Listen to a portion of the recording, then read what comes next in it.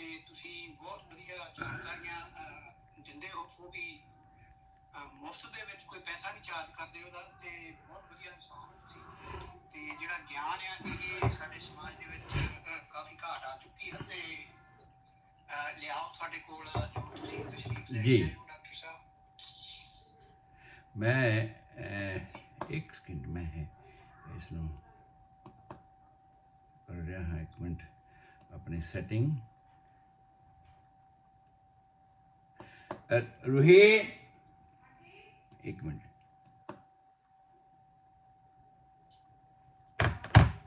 कम। सो radio प्रवास, YouTube, Facebook media ते होर बहुत सारे माध्यम राही मैनू सुन रहे सारे ही ਸਰੋਤਿਆਂ ਨੂੰ बहुत प्यार सत्कार नाल निੱਘੀ सत श्री अकाल। मैं हाज़र हाँ तुहाडा हफ्तावारी प्रोग्राम सेहत विज्ञान लैके। सो आओ असीं अज दा प्रोग्राम शुरू कर रहे हैं। पिछले काफ़ी हफ्तिਆਂ ਤੋਂ ਅਸੀਂ ਜੀਵਨ ਤੋਂ ਜੀਵਨ ਦੀ ਉਤਪਤੀ ਦਾ ਵਿਸਥਾਰ ਤੁਹਾਡੇ ਨਾਲ ਸਾਂਝਾ ਕਰ ਰਹੇ ਹਾਂ, ਔਰ ਉਸ ਵਿਸਥਾਰ ਦੇ ਵਿੱਚ ਅਸੀਂ ਹੁਣ ਤੱਕ ਰੂਹੀ ਜੋ ਹੁਣ ਤੱਕ ਅਸੀਂ ਵਿਚਾਰਿਆ ਹੈ ਉਹ ਉਸ ਨੂੰ ਅਸੀਂ ਚਾਹੁੰਦੇ ਹਾਂ ਵੀ ਤੁਹਾਡੇ ਨਾਲ ਥੋੜ੍ਹਾ ਜਿਹਾ ਸਾਂਝਾ ਕਰ ਲਿਆ ਜਾਵੇ।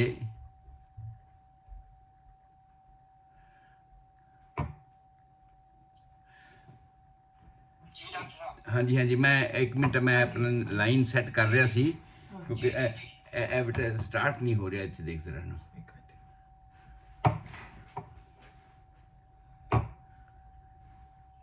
maybe internet करके yeah start it just says starting yeah X करो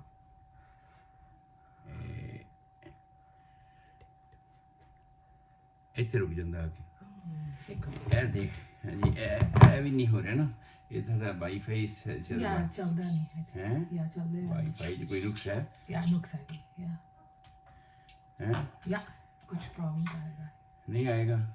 एक मिनट मैं फिर ट्राई करूँ एक मिनट हाँ ओह माय गॉड एक मिनट इत्थों थल्ले कर दिया एक मिनट हैं या कुछ चेंजेस हैगियां ने तो चलो खैर असी शुरू करते हैं। तू बेटा इन्हें दो फोन तो सैट कर देवी हैं।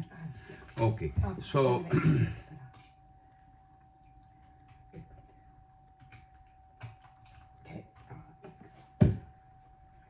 ये फर्क है एक मिनट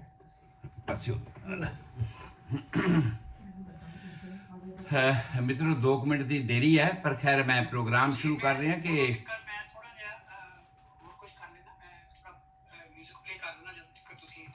हाँ जी हाँ जी हाँ जी हाँ जी क्योंकि नवी थां ते है ना मेरे अपने तो उत्ते सैटिंग की होंगी सारी ते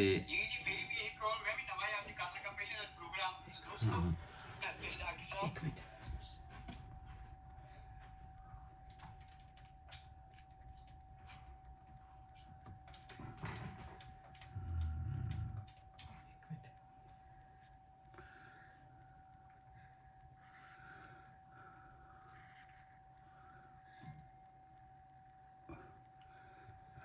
टेढ़ा हो गया हो गया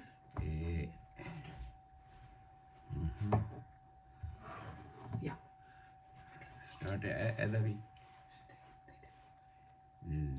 967538 गोल्ड लाइव। ओके सो ठीक है जी सर दर्शन सिंह जी चीमा साहब जी मैं हाजिर हो गया, मेरे ख्याल सारा कुछ सैट हो गया। सो बहुत धन्यवाद बेटी ने सारा कुछ सैट कर दिता क्योंकि नवे थां ते थोड़ी जी प्रॉब्लम्स आ जाती ने कई बार। सो आओ स्टार्ट करते हैं आप अज का प्रोग्राम। बेशक आप 5 मिनट 7 मिनट लेट हो गए पर आप उसको कवर कर लवेंगे उन्हें समय दे विच ही। हाँ जी हाँ जी नहीं मेरे को तो नहीं आ रही आवाज़ नहीं नहीं हाँ जी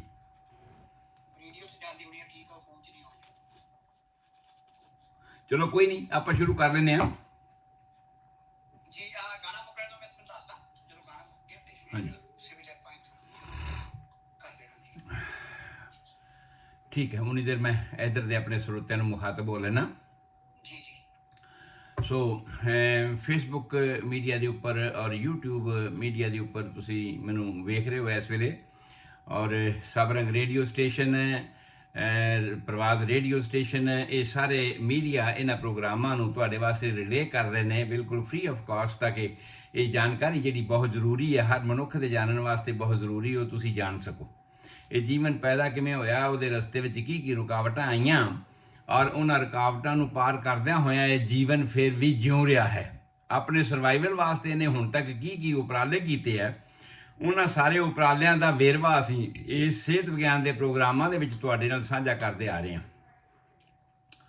ਔਰ ਉਹਦੇ ਦਰਮਿਆਨ ਹੁਣ ਤੱਕ ਅਸਾਂ ਇਸ ਜੀਵਨ ਦੇ ਵਿੱਚ ਇੱਕ ਮਰਦ ਪਾਰਟ ਦਾ ਹਿੱਸਾ ਕਵਰ ਕੀਤਾ ਸੀ, ਦੂਸਰਾ ਫੀਮੇਲ ਪਾਰਟ ਦਾ ਹਿੱਸਾ ਕਵਰ ਕੀਤਾ ਸੀ, ਤੀਸਰਾ ਅਸੀਂ ਇਹ ਕਰਿਆ ਸੀ ਕਿ ਦੋਹਾਂ ਦੇ ਮਿਲਾਪ ਤੋਂ ਬਾਅਦ ਜਿਹੜੀ ਨਵੀਂ ਪ੍ਰੈਗਨੈਂਸੀ, ਨਵਾਂ ਜੀਵਨ ਬਣਨਾ ਸ਼ੁਰੂ ਹੋਇਆ ਸੀ, ਉਹ ਕਿਵੇਂ ਕਿਵੇਂ ਬਣਨਾ ਸ਼ੁਰੂ ਹੋਇਆ ਸੀਗਾ, ਮਾਂ ਦੇ ਸਰੀਰ ਦੇ ਵਿੱਚ ਕੀ ਕੀ ਤਬਦੀਲੀਆਂ, ਕੀ ਕੀ ਚੇਂਜਸ ਆਈਆਂ ਸਨ ਉਸ ਵਕਤ, ਔਰ ਕਿਸ ਤਰ੍ਹਾਂ ਇਹ ਜਿਹੜੀ ਪ੍ਰੈਗਨੈਂਸੀ ਸੀ ਇਹ ਡਿਵੈਲਪ ਹੋਈ ਸੀ, ਉਸ ਨੂੰ ਅਸੀਂ ਥੋੜ੍ਹੇ ਜਿਹੇ ਲਫ਼ਜ਼ਾਂ ਵਿੱਚ ਜੋ ਹੁਣ ਤੱਕ ਕੀਤਾ ਹੈ ਦੁਹਰਾ ਕੇ, ਤੇ ਉਸ ਤੋਂ ਬਾਅਦ ਫਿਰ ਅੱਗੇ ਅਸੀਂ ਚੱਲਣਾ ਹੈਗਾ ਨਵੇਂ ਪ੍ਰੋਗਰਾਮਾਂ ਦੇ ਵਾਸਤੇ।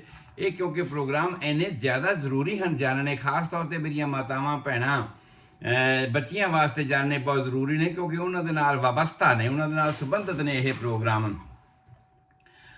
ਮਾਂ ਬਣਨਾ ਬਹੁਤ ਸੌਖਾ ਕੰਮ ਨਹੀਂ ਹੈ, ਬਹੁਤ ਸਾਰੇ ਝਮੇਲਿਆਂ ਦੇ ਵਿੱਚੋਂ, ਬਹੁਤ ਸਾਰੀਆਂ ਮੁਸੀਬਤਾਂ ਦੇ ਵਿੱਚੋਂ ਲੰਘਣਾ ਪੈਂਦਾ ਤਾਂ ਜਾ ਕੇ ਇੱਕ ਮਾਂ ਬਣਦੀ ਹੈ।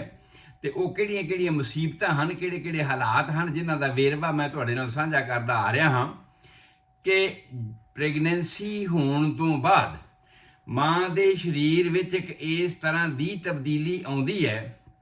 ਜੇ ਤੁਸੀਂ ਕਿਸੇ ਖੜੇ ਹੋਵੋ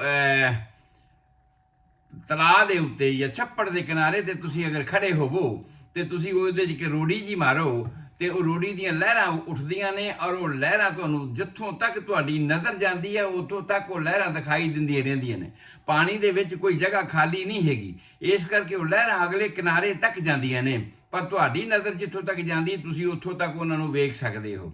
ਇਸੇ ਤਰ੍ਹਾਂ ਹੀ ਜਦੋਂ ਨਵਜੀਵਨ ਪੈਦਾ ਹੋਣਾ ਸ਼ੁਰੂ ਹੁੰਦਾ ਹੈ ਕਿ ਮਾਂ ਦੇ ਸਰੀਰ ਵਿੱਚ ਵੀ ਕਿਸੇ ਥਾਂ ਤੇ ਕੋਈ ਇਸ ਤਰ੍ਹਾਂ ਦੀ ਖਾਲੀ ਥਾਂ ਨਹੀਂ ਹੈਗੀ ਕਿ ਗੈਪ ਆ ਜਾਵੇ ਤੇ ਕੋਈ ਬ੍ਰੇਕ ਲੱਗ ਜਾਵੇ।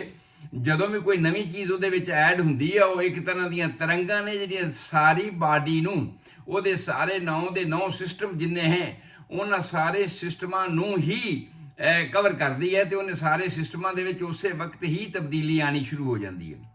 ਜਦ ਇੱਕ ਮਾਂ ਬਣਨੀ ਸ਼ੁਰੂ ਹੋ ਜਾਂਦੀ ਹੈ, ਪ੍ਰੈਗਨੈਂਟ ਹੁੰਦੀ ਹੈ, ਓਵੂਲੇਸ਼ਨ ਹੋਣ ਤੋਂ ਬਾਅਦ ਜੋ ਨਵਾਂ ਜੀਵਨ ਸਟਾਰਟ ਹੋਣਾ ਸ਼ੁਰੂ ਹੁੰਦਾ ਹੈ, ਉਸ ਵੇਲੇ ਇਸ ਤਰ੍ਹਾਂ ਦੀਆਂ ਜਿਹੜੀਆਂ ਤਰੰਗਾਂ ਨੇ, ਜਿੰਨੀ ਸੈਂਸਿਟੀਵਿਟੀ ਹੋਏਗੀ ਕਿਸੇ ਬੱਚੀ ਦੀ, ਕਿਸੇ ਭੈਣ ਦੀ, ਉਨੀ ਹੀ ਜਲਦੀ ਉਹ ਇਹਨਾਂ ਨੂੰ ਮਹਿਸੂਸ ਕਰ ਸਕਦੀ। ਜਿੰਨੇ ਅੱਜ ਕੱਲ੍ਹ ਟੈਸਟ ਬਣੇ ਹੋਏ ਨੇ, ਇਹ ਸਾਰੇ ਦੇ ਸਾਰੇ ਟੈਸਟ ਇਸ ਗੱਲ ਦੇ ਲਖਾਇਕ ਨੇ, ਜਿਵੇਂ ਅਸੀਂ ਉੱਤਰ ਦੀ ਪੜਤਾਲ ਕਰਦੇ ਹਾਂ।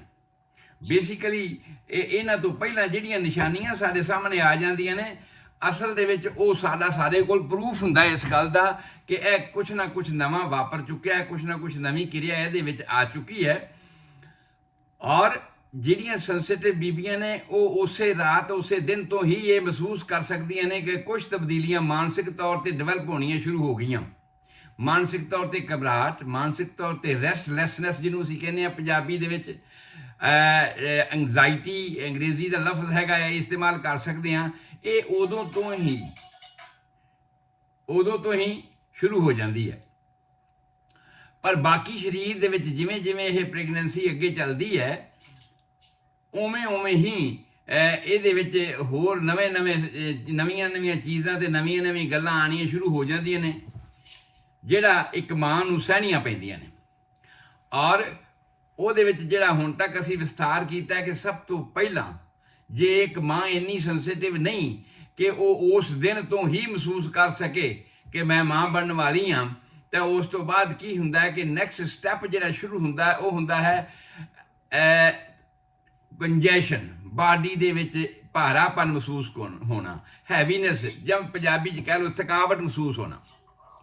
ਔਰ ਥਕਾਵਟ ਤੋਂ ਬਾਅਦ ਨੈਕਸਟ ਗੱਲ ਜਿਹੜੀ ਹੁੰਦੀ ਹੈ, ਉਹ ਹੁੰਦੀ ਹੈ ਫਰੀਕੁਐਂਟ ਮਿਕਚੂਰੇਸ਼ਨ। ਵਾਰ-ਵਾਰ ਪਿਸ਼ਾਬ ਦਾ ਆਉਣਾ, ਕਿਉਂਕਿ ਜਿਵੇਂ ਹੀ ਬੱਚੇਦਾਨੀ ਦਾ ਲੋਡ ਥੋੜਾ ਬਹੁਤ ਵਧਣਾ ਸ਼ੁਰੂ ਹੁੰਦਾ ਹੈ ਉਸੇ ਤਰ੍ਹਾਂ ਹੀ ਬਲੈਡਰ ਦੀ ਪੋਜੀਸ਼ਨ ਬਦਲ ਜਾਂਦੀ ਹੈ, ਔਰ ਜਿਹਦੇ ਕਰਕੇ ਇਹ ਵਾਰ-ਵਾਰ ਪਿਸ਼ਾਬ ਬੂੰਦ-ਬੂੰਦ ਪਿਸ਼ਾਬ ਜਿੰਨਾ ਵੀ ਉਹਦੇ ਚ ਆਉਂਦਾ ਓਨਾ ਹੀ ਹੋਣਾ ਸ਼ੁਰੂ ਹੋ ਜਾਂਦਾ, ਹਾਜਤ ਹੋਣੀ ਸ਼ੁਰੂ ਹੋ ਜਾਂਦੀ ਹੈ।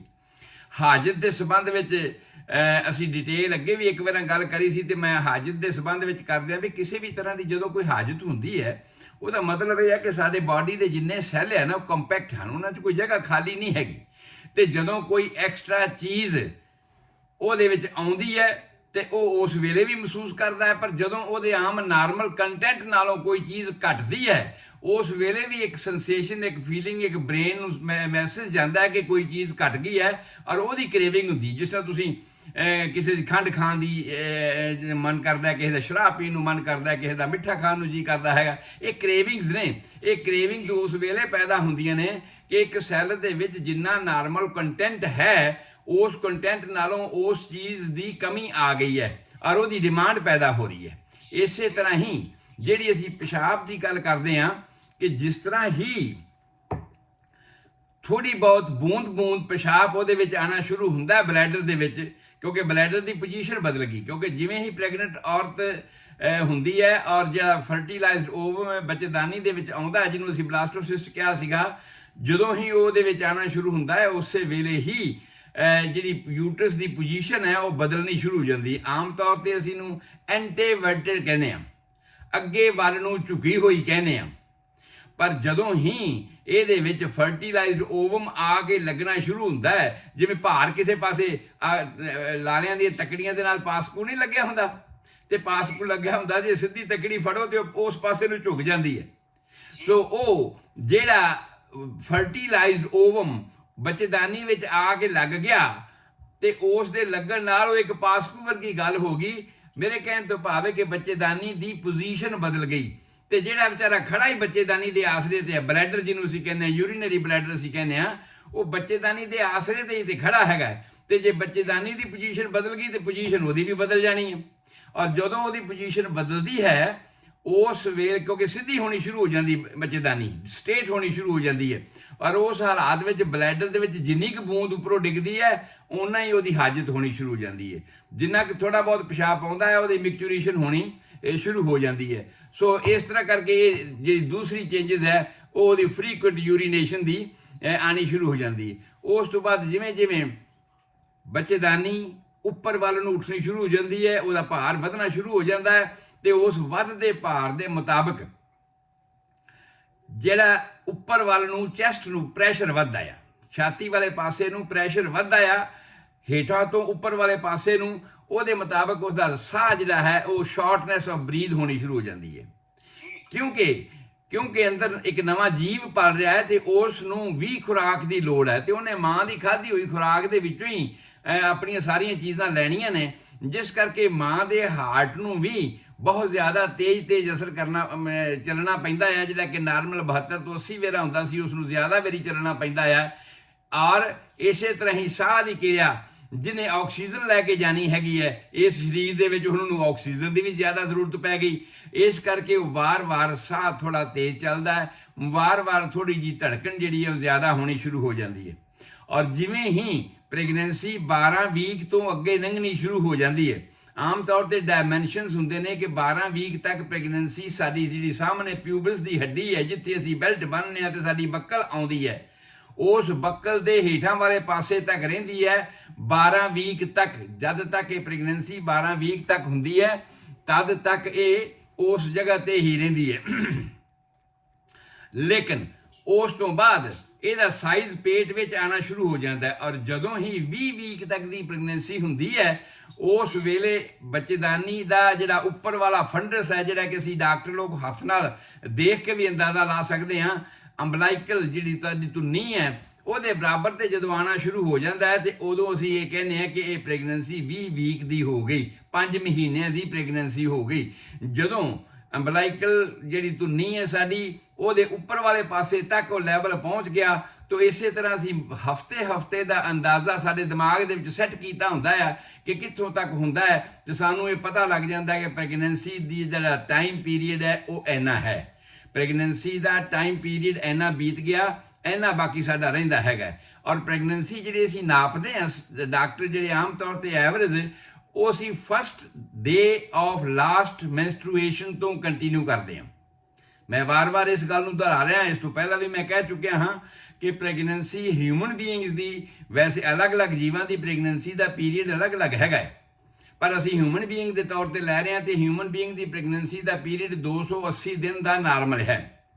ਵੈਸੇ ਕੁਛ ਇੱਕ ਮੈਜਰਮੈਂਟਸ ਜਿਹੜੇ ਨੇ, ਕਿਉਂਕਿ ਅਸੀਂ ਓਵੂਲੇਸ਼ਨ ਤੋਂ ਲੈ ਕੇ ਜਦੋਂ ਨਹੀਂ ਨਾਪਦੇ ਉਸ ਨੂੰ, ਅਸੀਂ ਨਾਪਦੇ ਹਾਂ ਫਸਟ ਡੇ ਆਫ ਲਾਸਟ ਮੈਂਸਟਰੂਏਸ਼ਨ ਤੋਂ, ਇਸ ਕਰਕੇ ਉਹ 14 ਦਿਨ ਦਾ ਗੈਪ ਰਹਿ ਜਾਂਦਾ ਹੈ। ਤੇ ਕੁਛ ਇੱਕ ਲੋਕ ਇਸ ਨੂੰ 42 ਵੀਕ ਤੱਕ ਵੀ ਕਹਿੰਦੇ ਨੇ, ਕੁਛ ਲੋਕ ਇਸ ਨੂੰ 37.5 ਵੀਕ ਤੱਕ ਵੀ ਕਹਿੰਦੇ ਨੇ, ਪਰ ਜਿਹੜਾ ਐਜ਼ ਐਨ ਐਵਰੇਜ ਹੈ, ਜਦੋਂ ਅਸੀਂ 280 ਦਿਨ ਨਾਪਦੇ ਹਾਂ ਤਾਂ ਅਸੀਂ ਇਹ ਸਮਝਦੇ ਹਾਂ ਕਿ ਅਸੀਂ ਫਸਟ ਡੇ ਆਫ ਲਾਸਟ ਮੈਂਸਟਰੂਏਸ਼ਨ ਤੋਂ ਲਿਆ ਹੈਗਾ। ਉਹਦੇ ਮੁਤਾਬਕ ਉਦੋਂ ਹੀ ਮਾਂ ਦੇ ਪੇਟ ਵਿੱਚ ਜਿਹੜੀਆਂ ਚੇਂਜਸ ਆਉਣੀਆਂ ਸ਼ੁਰੂ ਹੋ ਜਾਂਦੀਆਂ ਨੇ ਤੇ ਅਸੀਂ ਉਹਨਾਂ ਨੂੰ ਨੋਟ ਕਰਨਾ ਸ਼ੁਰੂ ਕਰ ਦਿੰਦੇ ਹਾਂ ਤੇ ਉਹਦੇ ਮੁਤਾਬਕ ਹੀ ਅਸੀਂ ਪ੍ਰੈਗਨੈਂਸੀ ਦੀ ਜਿਹੜੀ ਹੈ ਡਿਵੈਲਪਮੈਂਟ ਹੋਣੀ ਮਹਿਸੂਸ ਕਰਨੀ ਸ਼ੁਰੂ ਕਰ ਦਿੰਦੇ ਹਾਂ। ਉਸ ਤੋਂ ਬਾਅਦ ਹਾਰਟ ਬੀਟ ਦੀ ਗੱਲ ਹੋ ਗਈ, ਰੈਸਪੀਰੇਸ਼ਨ ਦੀ ਸਾਡੀ ਗੱਲ ਹੋ ਗਈ, ਸ਼ਾਰਟਨੈਸ ਆਫ ਬ੍ਰੈਥ ਦੀ ਗੱਲ ਸਾਡੀ ਹੋ ਗਈ। ਸਾਰੇ ਸਰੀਰ ਵਿੱਚ ਜਿਵੇਂ ਜਿਵੇਂ ਭਾਰ ਵੱਧਦਾ ਹੈ, ਜੇ ਤਾਂ ਬੀਬੀ ਕੋਈ ਐਕਸਰਸਾਈਜ਼ ਕਰਦੀ ਹੈ ਤੇ ਉਸ ਨੂੰ ਕੋਈ ਪਤਾ ਨਹੀਂ ਲੱਗਣਾ, ਕੋਈ ਐਡਾ ਮਹਿਸੂਸ ਨਹੀਂ ਹੋਣਾ, ਪਰ ਜਿਹੜੀਆਂ ਬੀਬੀਆਂ ਆਮ ਰੂਟੀਨ ਦੇ ਵਿੱਚ ਐਕਸਰਸਾਈਜ਼ ਨਹੀਂ ਕਰਦੀਆਂ ਉਹਨਾਂ ਨੂੰ ਹੈਵੀਨੈਸ, ਭਾਰਾਪਨ, ਕਿ ਇਸ ਸਰੀਰ ਨੇ, ਇਹਨਾਂ ਲੱਤਾਂ ਬਾਹਾਂ ਨੇ ਇੰਨਾ ਭਾਰ ਹੁਣ ਤੱਕ ਨਹੀਂ ਚੁੱਕਿਆ ਜਿਹੜਾ ਕਿ ਉਹਨੂੰ ਲਗਾਤਾਰ ਚੁੱਕਣਾ ਪੈ ਰਿਹਾ ਹੈ। ਵੈਸੇ ਇਹ ਅਡਾਪਟੇਸ਼ਨ, ਅਸੀਂ ਇੱਕ ਲਫ਼ਜ਼ ਹੈਗਾ ਅਡਾਪਟੇਸ਼ਨ, ਅਡਾਪਟੇਸ਼ਨ ਦਾ ਮਤਲਬ ਹੈ ਕਿ ਸਰੀਰ ਨੇ ਉਸ ਗੱਲ ਨੂੰ ਉਹਦੇ ਮੁਤਾਬਕ ਐਡਜਸਟ ਕਰਨਾ। ਮਾਂ ਦੇ ਸਰੀਰ ਦੀ ਇਹ ਇੱਕ ਖੂਬੀ ਹੈਗੀ ਹੈ ਕਿ ਜਿਵੇਂ ਜਿਵੇਂ ਪ੍ਰੈਗਨੈਂਸੀ ਵੱਧਦੀ ਹੈ ਉਵੇਂ ਉਵੇਂ ਉਹਨੂੰ ਐਡਜਸਟ ਕਰਨਾ ਸ਼ੁਰੂ ਕਰ ਦਿੰਦੀ। ਨਹੀਂ ਤਾਂ ਇੰਨਾ ਭਾਰ 28 ਪਾਉਂਡ ਅਸੀਂ ਐਵਰੇਜ ਗਿਣਦੇ ਹਾਂ, ਮੈਂ ਦੱਸਾਂਗਾ ਹੁਣ ਤੁਹਾਨੂੰ ਕਿਵੇਂ ਕਿਵੇਂ ਭਾਰ ਵੱਧਦਾ ਹੈਗਾ। 28 ਪਾਉਂਡ ਅਸੀਂ ਆਮ ਤੌਰ ਤੇ ਕਹਿੰਦੇ ਹਾਂ ਕਿ ਪ੍ਰੈਗਨੈਂਸੀ ਦੇ ਦੌਰਾਨ ਇੱਕ ਔਰਤ ਦਾ ਭਾਰ ਵੱਧਦਾ ਤੇ 28 ਪਾਉਂਡ ਪੇਟ ਨਾਲ ਬੰਨ੍ਹ ਕੇ ਤੁਰੇ ਫਿਰਨਾ ਬਹੁਤ ਔਖੀ ਗੱਲ ਹੈਗੀ ਹੈ, ਨਾਰਮਲ ਹਾਲਾਤਾਂ ਦੇ ਵਿੱਚ ਬਹੁਤ ਔਖਾ ਹੈਗਾ। ਪਰ ਇੱਕ ਮਾਂ ਜਿਹੜੀ ਹੈ ਉਹ 28 ਪਾਉਂਡ ਤੱਕ ਦਾ ਭਾਰ ਲਗਾਤਾਰ ਬੰਨ੍ਹ ਕੇ ਇਹ ਸਾਰੇ 40 ਵੀਕ ਆਪਣੇ ਇਸ ਤਰ੍ਹਾਂ ਗੁਜ਼ਾਰ ਦਿੰਦੀ ਹੈ। ਇਹਨੂੰ ਅਸੀਂ ਐਡਾਪਟੇਸ਼ਨ ਕਹਿੰਦੇ ਹਾਂ। ਔਰ ਉਹ ਐਡਾਪਟੇਸ਼ਨ ਦੇ ਮੁਤਾਬਕ ਉਹ ਮਾਂ ਜਿਹੜੀ ਹੈ ਇਸ ਗੱਲ ਨੂੰ ਸਹਿਣ ਲੱਗ ਪੈਂਦੀ ਹੈ, ਉਹਦੀ ਆਦਤ ਹੋ ਜਾਂਦੀ ਹੈ, ਹਾਲਾਤ ਬਣ ਜਾਂਦਾ ਤੇ ਉਸ ਨੂੰ ਸਹਿ ਲੈਂਦੀ ਹੈ। ਪਰ ਜਿਹੜੀਆਂ ਕੰਪਲੀਕੇਸ਼ਨ ਆਉਂਦੀਆਂ ਨੇ ਉਹਨਾਂ ਦੀ ਗੱਲ ਵੀ ਆਪਾਂ ਕਰਨੀ ਹੈ ਕਿ ਇਹਦੇ ਵਿੱਚ ਕੰਪਲੀਕੇਸ਼ਨਸ ਆਮ ਤੌਰ ਤੇ ਕੀ ਹੁੰਦੀਆਂ ਨੇ। ਹਜੇ ਆਪਾਂ ਸਿਰਫ ਚੇਂਜਸ ਦੀ ਗੱਲ ਕਰ ਰਹੇ ਹਾਂ।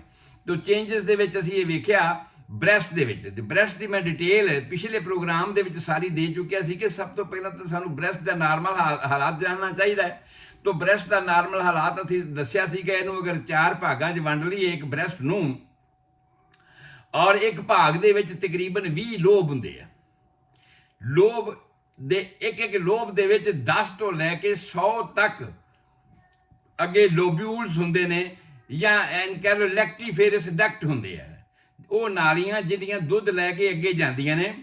ਔਰ ਜਿਹੜੀ ਸਾਡਾ ਬ੍ਰੈਸਟ ਦੇ ਸੈਂਟਰ ਵਿੱਚ ਲੱਗੀ ਹੋਈ ਨਿੱਪਲ ਹੈ ਕਾਲੇ ਰੰਗ ਦੀ, ਜਿਹੜਾ ਰੈਕਟਾਈਲ ਟਿਸ਼ੂ ਦੀ ਬਣੀ ਹੋਈ ਹੈ, ਔਰ ਇਹ ਰੈਕਟਾਈਲ ਟਿਸ਼ੂ ਮੈਂ ਦੱਸਿਆ ਸੀ ਇਹ ਉਹੀ ਨੇ ਜਿਹੜੇ ਆਦਮੀ ਦੀ ਇੰਦਰੀ ਦੇ ਵਿੱਚ ਹੁੰਦੇ ਨੇ।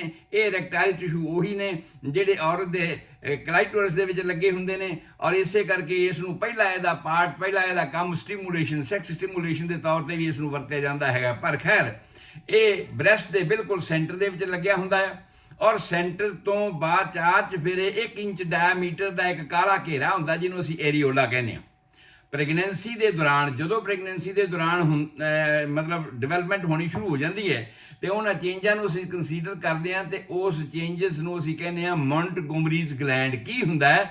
ਛੋਟੀਆਂ ਛੋਟੀਆਂ ਫਿੰਸੀਆਂ, ਛੋਟੇ ਛੋਟੇ ਦਾਣੇ ਉਸ ਏਰੀਓਲਾ ਦੇ 4 ਚੁਫੇਰੇ ਵਧਣੇ ਸ਼ੁਰੂ ਹੋ ਜਾਂਦੇ ਆ। ਉਹਨਾਂ ਨੂੰ ਅਸੀਂ ਮੌਂਟਗੋਮਰੀਜ਼ ਗਲੈਂਡ ਕਹਿੰਦੇ ਹਾਂ। ਔਰ ਕਈ ਵੇਰਾਂ ਤੇ ਉਹਨਾਂ ਦੇ ਵਿੱਚੋਂ ਮੁਆਦ, ਲੇਸਲਾ ਜਿਹਾ ਮੁਆਦ ਨਿਕਲਣਾ ਸ਼ੁਰੂ ਹੋ ਜਾਂਦਾ ਹੈ।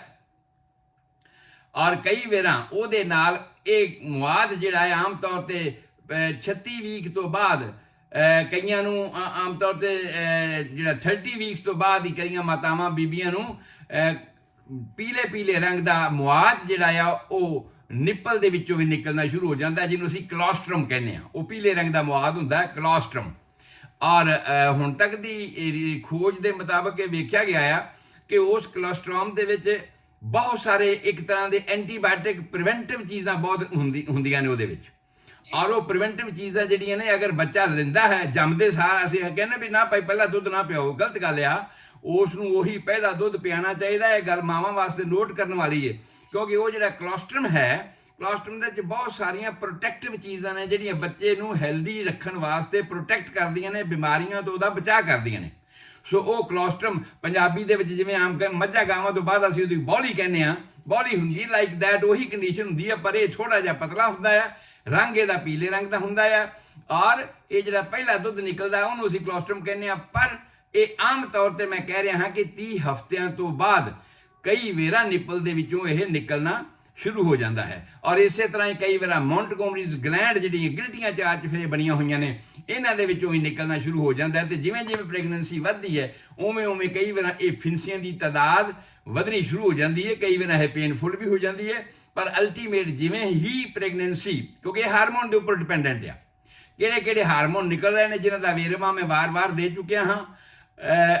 ਫੋਲੀਕੂਲਰ ਸਟਿਮੂਲੇਟਿੰਗ ਹਾਰਮੋਨ ਹੈ, ਫਿਰ LH ਹਾਰਮੋਨ ਹੈ, ਫਿਰ ਈਸਟ੍ਰੋਜਨ ਹਾਰਮੋਨ ਹੈ, ਪ੍ਰੋਲੂਟੋਨ ਹਾਰਮੋਨ ਹੈ। ਇਹਨਾਂ ਦਾ ਵੇਰਵਾ ਮੈਂ ਬਹੁਤ ਵਾਰ ਤੁਹਾਡੇ ਨਾਲ ਸਾਂਝਾ ਕਰ ਚੁੱਕਿਆ ਹਾਂ ਕਿ ਕਿਵੇਂ ਕਿਵੇਂ ਇੱਕ ਤਰਤੀਬ ਦੇ ਵਿੱਚ, ਜਿਵੇਂ ਇੱਕ ਟ੍ਰੇਨ ਆਉਂਦੀ ਹੈ, ਉਹ ਉੱਥੇ ਰੁਕਦੀ ਹੈ, ਦੂਸਰੀ ਟ੍ਰੇਨ ਆਉਂਦੀ ਹੈ, ਉਹਦੀਆਂ ਸਵਾਰੀਆਂ ਲੈ ਕੇ ਫਿਰ ਉਹ ਚੱਲਦੀ ਹੈ। ਇਸੇ ਤਰ੍ਹਾਂ ਹੀ ਇਹ ਜਿਹੜੇ ਸਾਡੇ ਹਾਰਮੋਨਸ ਨੇ, ਇਹਨਾਂ ਹਾਰਮੋਨਸ ਦੀ ਇੱਕ ਚੇਂਜ ਹੈ, ਔਰ ਮਾਂ ਦੇ ਸਰੀਰ ਵਿੱਚ ਇੱਕ ਤਬਦੀਲੀ ਦੇ ਤੌਰ ਤੇ ਇੱਕ ਦੂਸਰੇ ਤੋਂ ਬਾਅਦ ਵਿੱਚ ਆਉਂਦੇ ਆ। ਮੈਂਸਸ ਦੀ ਫਿਜ਼ੀਓਲੋਜੀ ਜਦੋਂ ਮੈਂ ਦੱਸੀ ਸੀ ਕਿ ਮੈਂਸਸ ਦੀ ਫਿਜ਼ੀਓਲੋਜੀ ਕੀ ਹੈ, ਮੈਕੈਨਿਜ਼ਮ ਇਹਦਾ ਕੀ ਹੈ, ਔਰ ਉਹਦੇ ਵਿੱਚ ਇਹਨਾਂ ਹਾਰਮੋਨਸ ਦੀ ਗੱਲ ਮੈਂ ਬੜੀ ਡਿਟੇਲ ਨਾਲ ਤੁਹਾਡੇ ਨਾਲ ਸਾਂਝੀ ਕੀਤੀ ਸੀ ਕਿ ਜਦੋਂ ਹੀ ਕਿਸੇ ਬੀਬੀ ਨੂੰ, ਕਿਸੇ ਭੈਣ ਨੂੰ, ਬੱਚੀ ਨੂੰ ਮੈਂਸਸ ਆਉਂਦੇ ਨੇ, ਉਸ ਵੇਲੇ ਈਸਟ੍ਰੋਜਨ ਲੈਵਲ ਦਾ ਹਾਰਮੋਨ ਇੱਕਦਮ ਡਾਊਨ ਆ ਜਾਂਦਾ ਆ। ਜਦੋਂ ਹੀ ਈਸਟ੍ਰੋਜਨ ਹਾਰਮੋਨ ਦਾ ਲੈਵਲ ਡਾਊਨ ਆਉਂਦਾ ਆ, ਉਸੇ ਵੇਲੇ ਇੱਕ ਨਵਾਂ ਹਾਰਮੋਨ ਬ੍ਰੇਨ ਦੇ ਵਿੱਚੋਂ ਪੈਦਾ ਹੋਣਾ ਸ਼ੁਰੂ ਹੋ ਜਾਂਦਾ ਆ, ਜਿਹਨੂੰ ਅਸੀਂ ਕਹਿੰਦੇ ਆ LH ਹਾਰਮੋਨ, ਜਿਸ ਨੇ ਉਸ ਚੀਜ਼ ਦੀ ਸਾਰੀ ਰਿਪੇਅਰ ਕਰਨੀ ਹੁੰਦੀ ਹੈ। ਸੈਕੰਡ ਹਾਰਮੋਨ ਹੁੰਦਾ ਹੈ ਫੋਲੀਕੂਲਰ ਸਟਿਮੂਲੇਟਿੰਗ ਹਾਰਮੋਨ। ਇਹ ਆਪਣੀ ਤਰਤੀਬ ਦੇ ਵਿੱਚ ਆਉਂਦੇ ਨੇ ਤੇ ਆਪਣਾ ਆਪਣਾ ਕੰਮ ਕਰਦੇ ਨੇ। ਜਿਵੇਂ ਫੋਲੀਕੂਲਰ ਸਟਿਮੂਲੇਟਿੰਗ ਹਾਰਮੋਨ ਦਾ ਕੰਮ ਹੈ ਕਿ ਜੋ ਕੁਝ ਟੁੱਟ ਭੱਜ ਹੋ ਗਈ ਉਸ ਦੀ ਰਿਪੇਅਰ ਕਰਨੀ ਤੇ ਉਹਦੇ ਵਿੱਚ ਨਵੀਂ ਪਨੀਰੀ ਫਿਰ ਉਗਾਉਣੀ।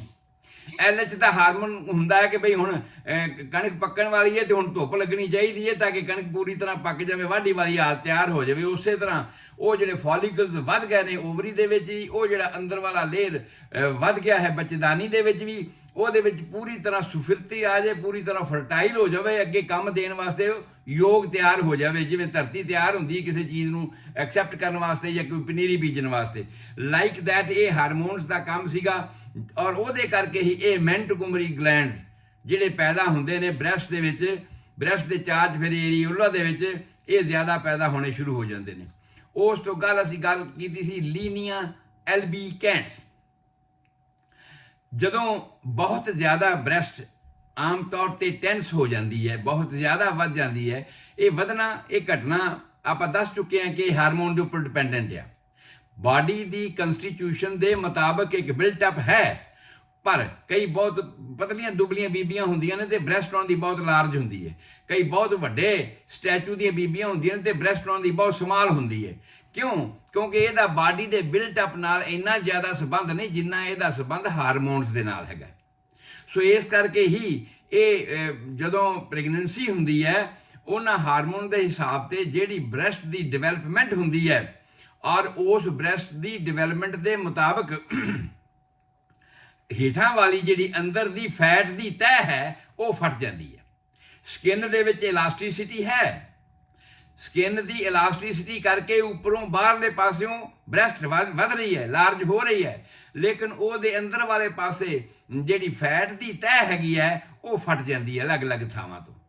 ਔਰ ਉਹ ਜਿਵੇਂ ਜਿਵੇਂ ਫਟਦੀ ਜਾਂਦੀ ਹੈ ਉਹ ਥਾਂ ਤੇ ਸਕਿਨ ਲਾਈਟ ਹੋਣੀ ਸ਼ੁਰੂ ਹੋ ਜਾਂਦੀ ਹੈ। ਜਦੋਂ ਪ੍ਰੈਗਨੈਂਸੀ ਹੁੰਦੀ ਹੈ ਤੇ ਬ੍ਰੈਸਟ ਵੱਡੀ ਹੋਈ ਹੈ, ਉਸ ਵੇਲੇ ਸਾਨੂੰ ਇੰਨਾ ਮਹਿਸੂਸ ਨਹੀਂ ਹੁੰਦਾ, ਪਰ ਡਿਲੀਵਰੀ ਹੋ ਜਾਣ ਤੋਂ ਬਾਅਦ ਜਦੋਂ ਇਸ ਨੇ ਆਪਦੀਆਂ ਰੀਟਰੋਗ੍ਰੈਸਿਵ ਚੇਂਜਸ ਦੇ ਵਿੱਚ ਆਉਣਾ ਹੈ, ਇਨਵੋਲੂਸ਼ਨ ਅਸੀਂ ਇਸ ਨੂੰ ਕਹਿੰਦੇ ਹਾਂ, ਜਦੋਂ ਉਹਨੇ ਆਪਣੇ ਨਾਰਮਲ ਪੋਜੀਸ਼ਨ ਦੇ ਵਿੱਚ ਆਉਣਾ ਹੈਗਾ, ਉਸ ਵੇਲੇ ਸਾਨੂੰ ਦਿਸੂਗਾ ਵੀ ਅੰਦਰ ਫੈਟ ਦੀ ਤਹਿ ਫਟ ਗਈ ਸੀ ਤੇ ਉਸ ਥਾਂ ਤੇ ਚਿੱਟੀਆਂ ਚਿੱਟੀਆਂ ਲਕੀਰਾਂ ਸਾਨੂੰ ਦਿਖਾਈ ਦੇਣੀਆਂ ਸ਼ੁਰੂ ਹੋ ਜਾਣਗੀਆਂ। ਠੀਕ ਹੈ, ਔਰ ਉਹ ਲਕੀਰਾਂ ਅੰਦਰ ਫੈਟ ਫਟ ਜਾਣ ਕਰਕੇ ਪੈਦਾ ਹੁੰਦੀਆਂ ਨੇ। ਔਰ ਇਸੇ ਹੀ ਤਰ੍ਹਾਂ ਹਾਂਜੀ ਸੰਧੂ ਸਾਹਿਬ ਦੂਸਰੇ ਸੰਧੂ ਸਾਹਿਬ ਭਾਰਤ ਤੋਂ ਸਾਡੇ ਨਾਲ ਰੋਜ਼ ਜੁੜਦੇ ਆ, ਗੁਰਦਿੱਤਾ ਸਿੰਘ ਸੰਧੂ ਸਾਹਿਬ, ਉਹਨਾਂ ਦਾ ਤੁਹਾਨੂੰ ਸਤਿ ਸ੍ਰੀ ਅਕਾਲ ਬੁਲਾ ਰਹੇ ਆ। ਹਾਂਜੀ ਹਾਂਜੀ, ਸਤਿ ਸ੍ਰੀ ਅਕਾਲ ਜੀ, ਸਰ ਸਤਿ ਸ੍ਰੀ ਅਕਾਲ। ਸੋ ਹਾਂ ਜੀ, ਸੋ ਆਪਾਂ ਚੱਲ ਰਹੇ ਹਾਂ ਕਿ ਉਹ ਜਿਹੜਾ ਲੀਨੀਆ ਐਲਬੀਕੈਂਟਸ ਦੀ ਮੈਂ ਗੱਲ ਕਰ ਰਿਹਾ ਹਾਂ, ਇਹ ਸਾਰੇ ਦਾ ਸਾਰਾ ਕੱਲਾ ਬ੍ਰੈਸਟ ਦੇ ਵਿੱਚ ਹੀ ਨਹੀਂ ਹੁੰਦਾ, ਮਾਂ ਦੇ ਪੇਟ ਵਿੱਚ ਵੀ ਹੁੰਦਾ, ਕਿਉਂਕਿ ਮਾਂ ਦਾ ਪੇਟ ਵੀ ਕਾਫੀ ਵਧਿਆ ਹੈਗਾ ਸਾਈਜ਼ ਦੇ ਮੁਤਾਬਕ, ਔਰ ਉਹਦੇ ਮੁਤਾਬਕ ਜਦੋਂ ਡਿਲੀਵਰੀ ਹੋ ਗਈ ਤੇ ਇਸ ਪੇਟ ਨੇ ਆਪਣੇ ਨਾਰਮਲ ਪੋਜੀਸ਼ਨ ਵਿੱਚ ਆਉਣਾ ਆ, ਉਹਦੇ ਪੇਟ ਦੇ ਅੰਦਰ ਜਿਹੜੀ ਬੱਚੇਦਾਨੀ ਜਾਂ ਹੋਰ ਅੰਗ ਨੇ ਉਹਨਾਂ ਨੇ ਆਪਣੀ ਨਾਰਮਲ ਪੋਜੀਸ਼ਨ ਦੇ ਵਿੱਚ ਆਉਣਾ ਹੈਗਾ, ਤਾਂ ਉਸ ਵੇਲੇ ਮਾਂ ਦੇ ਪੇਟ ਦੇ ਵਿੱਚ ਵੀ ਇਹ ਲੀਨੀਆ ਐਲਬੀਕੈਂਟਸ ਸਾਨੂੰ ਦਿਖਾਈ ਦੇਣੇ ਸ਼ੁਰੂ ਹੋ ਜਾਂਦੇ ਨੇ। ਜਿਹੜੀ ਹੈ ਲਾਈਟ ਕਲਰ ਦੀ ਸਕਿਨ ਲਕੀਰਾਂ ਦੇ ਵਿੱਚ ਆਉਣੀ ਸ਼ੁਰੂ ਹੋ ਜਾਂਦੀ, ਜਿਵੇਂ ਲਹਿਰਾਂ ਬੜੀਆਂ ਹੁੰਦੀਆਂ ਨੇ ਇਸ ਟਾਈਪ ਦੀ, ਇਹ ਆਮ ਤੌਰ ਤੇ ਬੀਬੀਆਂ ਨੂੰ ਹੋਣੀ ਸ਼ੁਰੂ ਹੋ ਜਾਂਦੀ ਹੈ। ਔਰ ਇਹੀ ਗੱਲ ਹੀ ਜਿਹੜੀ ਹੈ ਥਾਈਜ਼ ਦੇ ਵਿੱਚ, ਪੱਟਾਂ ਦੇ ਵਿੱਚ ਐਸੀ ਹੋਣੀ ਸ਼ੁਰੂ ਹੋ ਜਾਂਦੀ। ਕਿਉਂ? ਕਿਉਂਕਿ ਭਾਰ ਸਰੀਰ ਦੇ ਸਾਰੇ ਨਿਜ਼ਾਮ ਦੇ ਵਿੱਚ ਹੀ ਵਧਣਾ, ਸਾਰੇ ਅੰਗਾਂ ਦੇ ਵਿੱਚ ਹੀ ਪਾਰਟ ਬਾਈ ਪਾਰਟ ਵਧਣਾ ਹੈਗਾ, ਔਰ ਜਿੰਨਾ ਉਹ ਭਾਰ ਵਧਣਾ ਹੈਗਾ ਆ, ਉਸ ਭਾਰ ਦੇ ਵਧਣ ਦੇ ਮੁਤਾਬਕ ਸਟ੍ਰੈਚ ਹੋ ਜਾਣਾ ਅੰਦਰੋਂ ਫੈਟ, ਔਰ ਫੈਟ ਨੇ ਫਟ ਜਾਣਾ ਹੈਗਾ। ਸਕਿਨ ਦੇ ਵਿੱਚ ਇਲਾਸਟਿਸਿਟੀ ਹੈਗੀ ਹੈ, ਜਿਸ ਕਰਕੇ ਸਕਿਨ ਨੇ ਨਹੀਂ ਫਟਣਾ, ਤੇ ਜਦੋਂ ਉਹ ਆਪਸ 'ਚ ਸਕਿਨ ਇਕੱਠੀ ਹੋਣੀ ਸ਼ੁਰੂ ਹੋ ਜਾਂਦੀ, ਜਿਵੇਂ ਰਬੜ ਨੂੰ ਖਿੱਚੋ ਤੇ ਰਬੜ ਤਾਂ ਫਿਰ ਦੁਬਾਰਾ ਨਾਰਮਲ ਪੋਜੀਸ਼ਨ 'ਚ ਆ ਜਾਏਗੀ, ਪਰ ਉਹਦੇ ਜਿਹੜੇ ਅੰਦਰ ਦੇ ਤੰਦ ਟੁੱਟ ਗਏ ਨੇ ਉਹ ਤੁਹਾਨੂੰ ਅਲੱਗ-ਅਲੱਗ ਦਿਖਾਈ ਦੇਣਗੇ। ਸੋ ਉਹੀ ਲੀਨੀਆ ਐਲਬੀਕੈਂਟਸ ਸਾਨੂੰ ਪੱਟਾਂ 'ਚ ਵੀ ਦਿਖਾਈ ਦਿੰਦੇ ਆ, ਉਹੀ ਸਾਨੂੰ ਪੇਟ ਦੇ ਵਿੱਚ ਵੀ ਦਿਖਾਈ ਦਿੰਦੇ ਆ, ਉਹੀ ਸਾਨੂੰ ਬ੍ਰੈਸਟ ਦੇ ਵਿੱਚ ਵੀ ਜਿਹੜੇ ਨੇ ਉਹ ਦਿਖਾਈ ਦੇਣੇ ਸ਼ੁਰੂ ਹੋ ਜਾਂਦੇ ਨੇ। ਔਰ ਅਸੀਂ ਜਿਹੜੇ ਮੌਂਟਗੋਮਰੀ ਗਲੈਂਡਸ ਨੇ ਇਹਨਾਂ ਦੀ ਗੱਲ ਆਲਰੇਡੀ ਕਰ ਚੁੱਕੇ ਹਾਂ। ਬ੍ਰੈਸਟ ਦੀਆਂ ਚੇਂਜਸ ਜਿਹੜੀਆਂ ਨੇ ਇਹ ਇਸ ਟਾਈਪ ਦੀਆਂ ਹੋਣੀਆਂ ਸ਼ੁਰੂ ਹੋ ਜਾਂਦੀਆਂ ਨੇ। ਉਸ ਤੋਂ ਗੱਲ ਅੱਗੇ ਸੀਗੀ ਕਿ ਵੇਟ ਗੇਨ ਬਹੁਤ ਵੱਡੀ ਸਮੱਸਿਆ ਹੈ ਇਸ ਗੱਲ ਦੀ। ਕਈਆਂ ਹਾਲਾਤਾਂ ਦੇ ਵਿੱਚ ਸਾਨੂੰ ਬੱਚੇ ਦਾ ਭਾਰ ਜਾਂ ਮਾਂ ਦਾ ਭਾਰ ਪ੍ਰੈਗਨੈਂਸੀ ਦੇ ਦੌਰਾਨ ਘਟਾਉਣ ਦੀ ਲੋੜ ਪੈਂਦੀ ਹੈ। ਜੇ ਬੱਚਾ ਵੀਕ ਹੋਵੇ ਤੇ ਸਾਨੂੰ ਮਾਂ ਨੂੰ ਭਾਰ ਵਧਾਉਣ ਵਾਲੀਆਂ ਕੰਡੀਸ਼ਨਾਂ, ਵਧਾਉਣ ਵਾਲੀਆਂ ਖੁਰਾਕਾਂ ਦੇਣ ਦੀ ਲੋੜ ਹੁੰਦੀ ਹੈ। ਸੋ ਸਰ ਚੀਮਾ ਸਾਹਿਬ ਜੀ, ਦੋ ਕੰਡੀਸ਼ਨਾਂ ਹਨ। ਖੁਰਾਕ ਦੇਣੀ ਤਾਂ ਮਤਲਬ ਇੱਕ ਹੈ ਸਪਲੀਮੈਂਟ ਕਰਨਾ, ਦੂਸਰਾ ਪਾਰਟ ਹੈ ਇਸ ਗੱਲ ਦਾ ਅਸਿਮੀਲੇਸ਼ਨ। ਮੰਨ ਲਿਆ ਜਾਏ ਇੱਕ ਵੇਲਣਾ ਹੈਗਾ ਆ, ਤੇ ਵੇਲਣੇ 'ਚ ਤੁਸੀਂ ਗੰਨਾ ਪਾਉਂਦੇ ਹੋ, ਤਾਂ ਵੇਲਣੇ ਦੇ ਜਿਹੜੇ ਪੁੜ ਨੇ ਉਹ ਬਰਾਬਰ ਸਹੀ ਟਾਈਟ ਨਹੀਂ ਹੈਗੇ, ਤੇ ਚੰਗੇ ਗੰਨੇ ਦਾ ਵੀ ਰਸ ਪੂਰਾ ਨਹੀਂ ਨਿਕਲਣਾ। ਤੇ ਜੇ ਉਹ ਟਾਈਟ ਹੋਏ ਪੂਰੀ ਤਰ੍ਹਾਂ ਨਾਲ ਤੇ ਗੰਨਾ ਮਾੜਾ ਵੀ ਹੋਇਆ ਤੇ ਰਸ ਉਹਦੇ 'ਚੋਂ ਪੂਰਾ ਨਿਕਲ ਜਾਣਾ। ਸਾਡੀ ਲੇਬਰ ਵਾਲੀ ਜਿਹੜੀ ਹੈ, ਵਿਚਾਰੇ ਸੁੱਕੀਆਂ ਰੋਟੀਆਂ ਵੀ ਖਾਂਦੇ ਨੇ ਤੇ ਉਹ ਬਿਲਕੁਲ ਐਨ ਹੈਲਦੀ ਤੰਦਰੁਸਤ ਪੈ ਹੁੰਦੇ ਆ, ਔਰ ਅਸੀਂ ਪਰੌਂਠੇ ਵੀ ਖਾਂਦੇ ਹਾਂ, ਸਾਰਾ ਕੁਝ ਖਾਂਦੇ ਹਾਂ, ਤੇ ਉਹ ਤੰਦਰੁਸਤੀ ਸਾਡੇ ਸਰੀਰ 'ਚ ਨਹੀਂ ਹੁੰਦੀ, ਉਹ ਥਕਾਵਟ ਹੁੰਦੀ ਹੈ। ਠੀਕ ਇਸੇ ਤਰ੍ਹਾਂ ਹੀ ਜਦੋਂ ਇਸ ਤਰ੍ਹਾਂ ਦੀ ਨੌਬਤ ਆਉਂਦੀ ਹੈ, ਪਿਛਲੇ ਲੈਕਚਰ 'ਚ ਮੈਂ ਇਹ ਗੱਲ ਕਰੀ ਸੀ ਕਿ ਜਦੋਂ ਪ੍ਰੈਗਨੈਂਸੀ ਦੇ ਦੌਰਾਨ ਬੱਚੇ ਦੀਆਂ ਹੱਡੀਆਂ ਡਿਵੈਲਪਮੈਂਟ ਹੋਣੀ ਹੈ, ਉਸ ਵੇਲੇ ਬੱਚੇ ਨੂੰ ਬਹੁਤ ਜ਼ਿਆਦਾ ਕੈਲਸ਼ੀਅਮ ਦੀ, ਫੋਲਿਕ ਐਸਿਡ ਦੀ ਜ਼ਰੂਰਤ ਪੈਣੀ ਹੈ। ਫੋਲਿਕ ਐਸਿਡ ਦੀ ਕਮੀ ਦੇ ਕਰਕੇ ਬਹੁਤ ਸਾਰੀਆਂ ਬ੍ਰੇਨ ਦੀਆਂ ਚੇਂਜਸ ਬੱਚੇ ਵਿੱਚ ਆ ਸਕਦੀਆਂ ਨੇ। ਕਈ ਵਾਰ ਅਸੀਂ ਆਨੇ ਅੰਡਰ ਡਿਵੈਲਪਡ ਚਾਈਲਡ ਹੈ ਗਿਆ, ਬੱਚਾ ਪੂਰੀ ਤਰ੍ਹਾਂ ਵਿਕਸਿਤ ਨਹੀਂ ਹੋਇਆ। ਅੱਜ ਕੱਲ੍ਹ ਤੇ ਸਾਡੇ ਕੋਲ ਡਾਇਗਨੋਸਿਸ ਡਿਵਾਈਸਿਸ ਇਸ ਤਰ੍ਹਾਂ ਦੀਆਂ ਨੇ ਕਿ ਅਸੀਂ ਮਾਂ ਦੇ ਪੇਟ ਵਿੱਚ ਹੀ ਇਹ ਅੰਦਾਜ਼ਾ ਲਾ ਲੈਂਦੇ ਹਾਂ ਕਿ ਬੱਚਾ ਨਾਰਮਲ ਡਿਵੈਲਪ ਹੋ ਰਿਹਾ ਕਿ ਨਹੀਂ ਹੋ ਰਿਹਾ। ਜਿਵੇਂ ਬਾਹਰ ਦੇ ਪੇਟ ਦਾ ਡਾਇਮੈਂਸ਼ਨਸ ਮੈਂ ਤੁਹਾਨੂੰ ਦੱਸਿਆ ਹੈਗਾ ਕਿ 36 ਵੀਕ ਤੱਕ ਤੇ ਪੇਟ ਵੱਧਦਾ ਜਾਂਦਾ ਹੈ ਉੱਪਰ ਤੱਕ, ਤੇ ਜਿੱਥੇ ਸਾਡੀਆਂ ਪਸਲੀਆਂ ਦਾ ਲੈਵਲ ਆਉਂਦਾ ਹੈ ਫਾਲਸ ਰਿਬਸ ਦਾ, ਉਸ ਲੈਵਲ ਤੱਕ ਪਹੁੰਚ ਜਾਂਦਾ ਹੈ ਸਾਡਾ ਪੇਟ। ਲੇਕਿਨ ਉਸ ਤੋਂ ਬਾਅਦ ਦੇ ਜਿਹੜੇ ਵੀਕ ਨੇ ਇਹ ਘਟਣਾ ਸ਼ੁਰੂ ਹੋ ਜਾਂਦਾ ਹੈ, ਆਮ ਤੌਰ ਤੇ ਪ੍ਰਾਇਮਰੀ ਗ੍ਰੈਵਿਡਾ 'ਚ। ਜਿਹੜੀਆਂ ਪਹਿਲੀ ਦਫਾ ਮਾਂ ਬਣ ਜਾ ਰਹੀਆਂ ਨੇ ਉਹਨਾਂ ਦੇ ਵਿੱਚ ਇਹ ਕੰਡੀਸ਼ਨ ਉਸ ਵੇਲੇ ਆਣੀ ਸ਼ੁਰੂ ਹੋ ਜਾਂਦੀ ਹੈ। ਜਿਹੜੀਆਂ ਮਲਟੀ ਗ੍ਰੈਵਿਡਾ ਨੇ ਉਹਨਾਂ ਦੇ ਵਿੱਚ ਇਸ ਕੰਡੀਸ਼ਨ ਜਿਹੜੀ ਹੈ ਥੋੜੀ ਪਹਿਲਾਂ ਵੀ ਆ ਸਕਦੀ, ਕਿਉਂਕਿ ਉਹਨਾਂ ਦੀ ਮਾਸਪੇਸ਼ੀਆਂ ਰਿਲੈਕਸ ਹੋ ਚੁੱਕੀਆਂ ਨੇ, ਉਹਨਾਂ ਦੀਆਂ ਹੱਡੀਆਂ ਇੰਨੀਆਂ ਪਹਿਲਾਂ ਚੌੜੀਆਂ ਹੋ ਚੁੱਕੀਆਂ ਜਦੋਂ ਬੱਚਿਆਂ ਨੂੰ ਜਨਮ ਦਿੱਤਾ ਹੈਗਾ।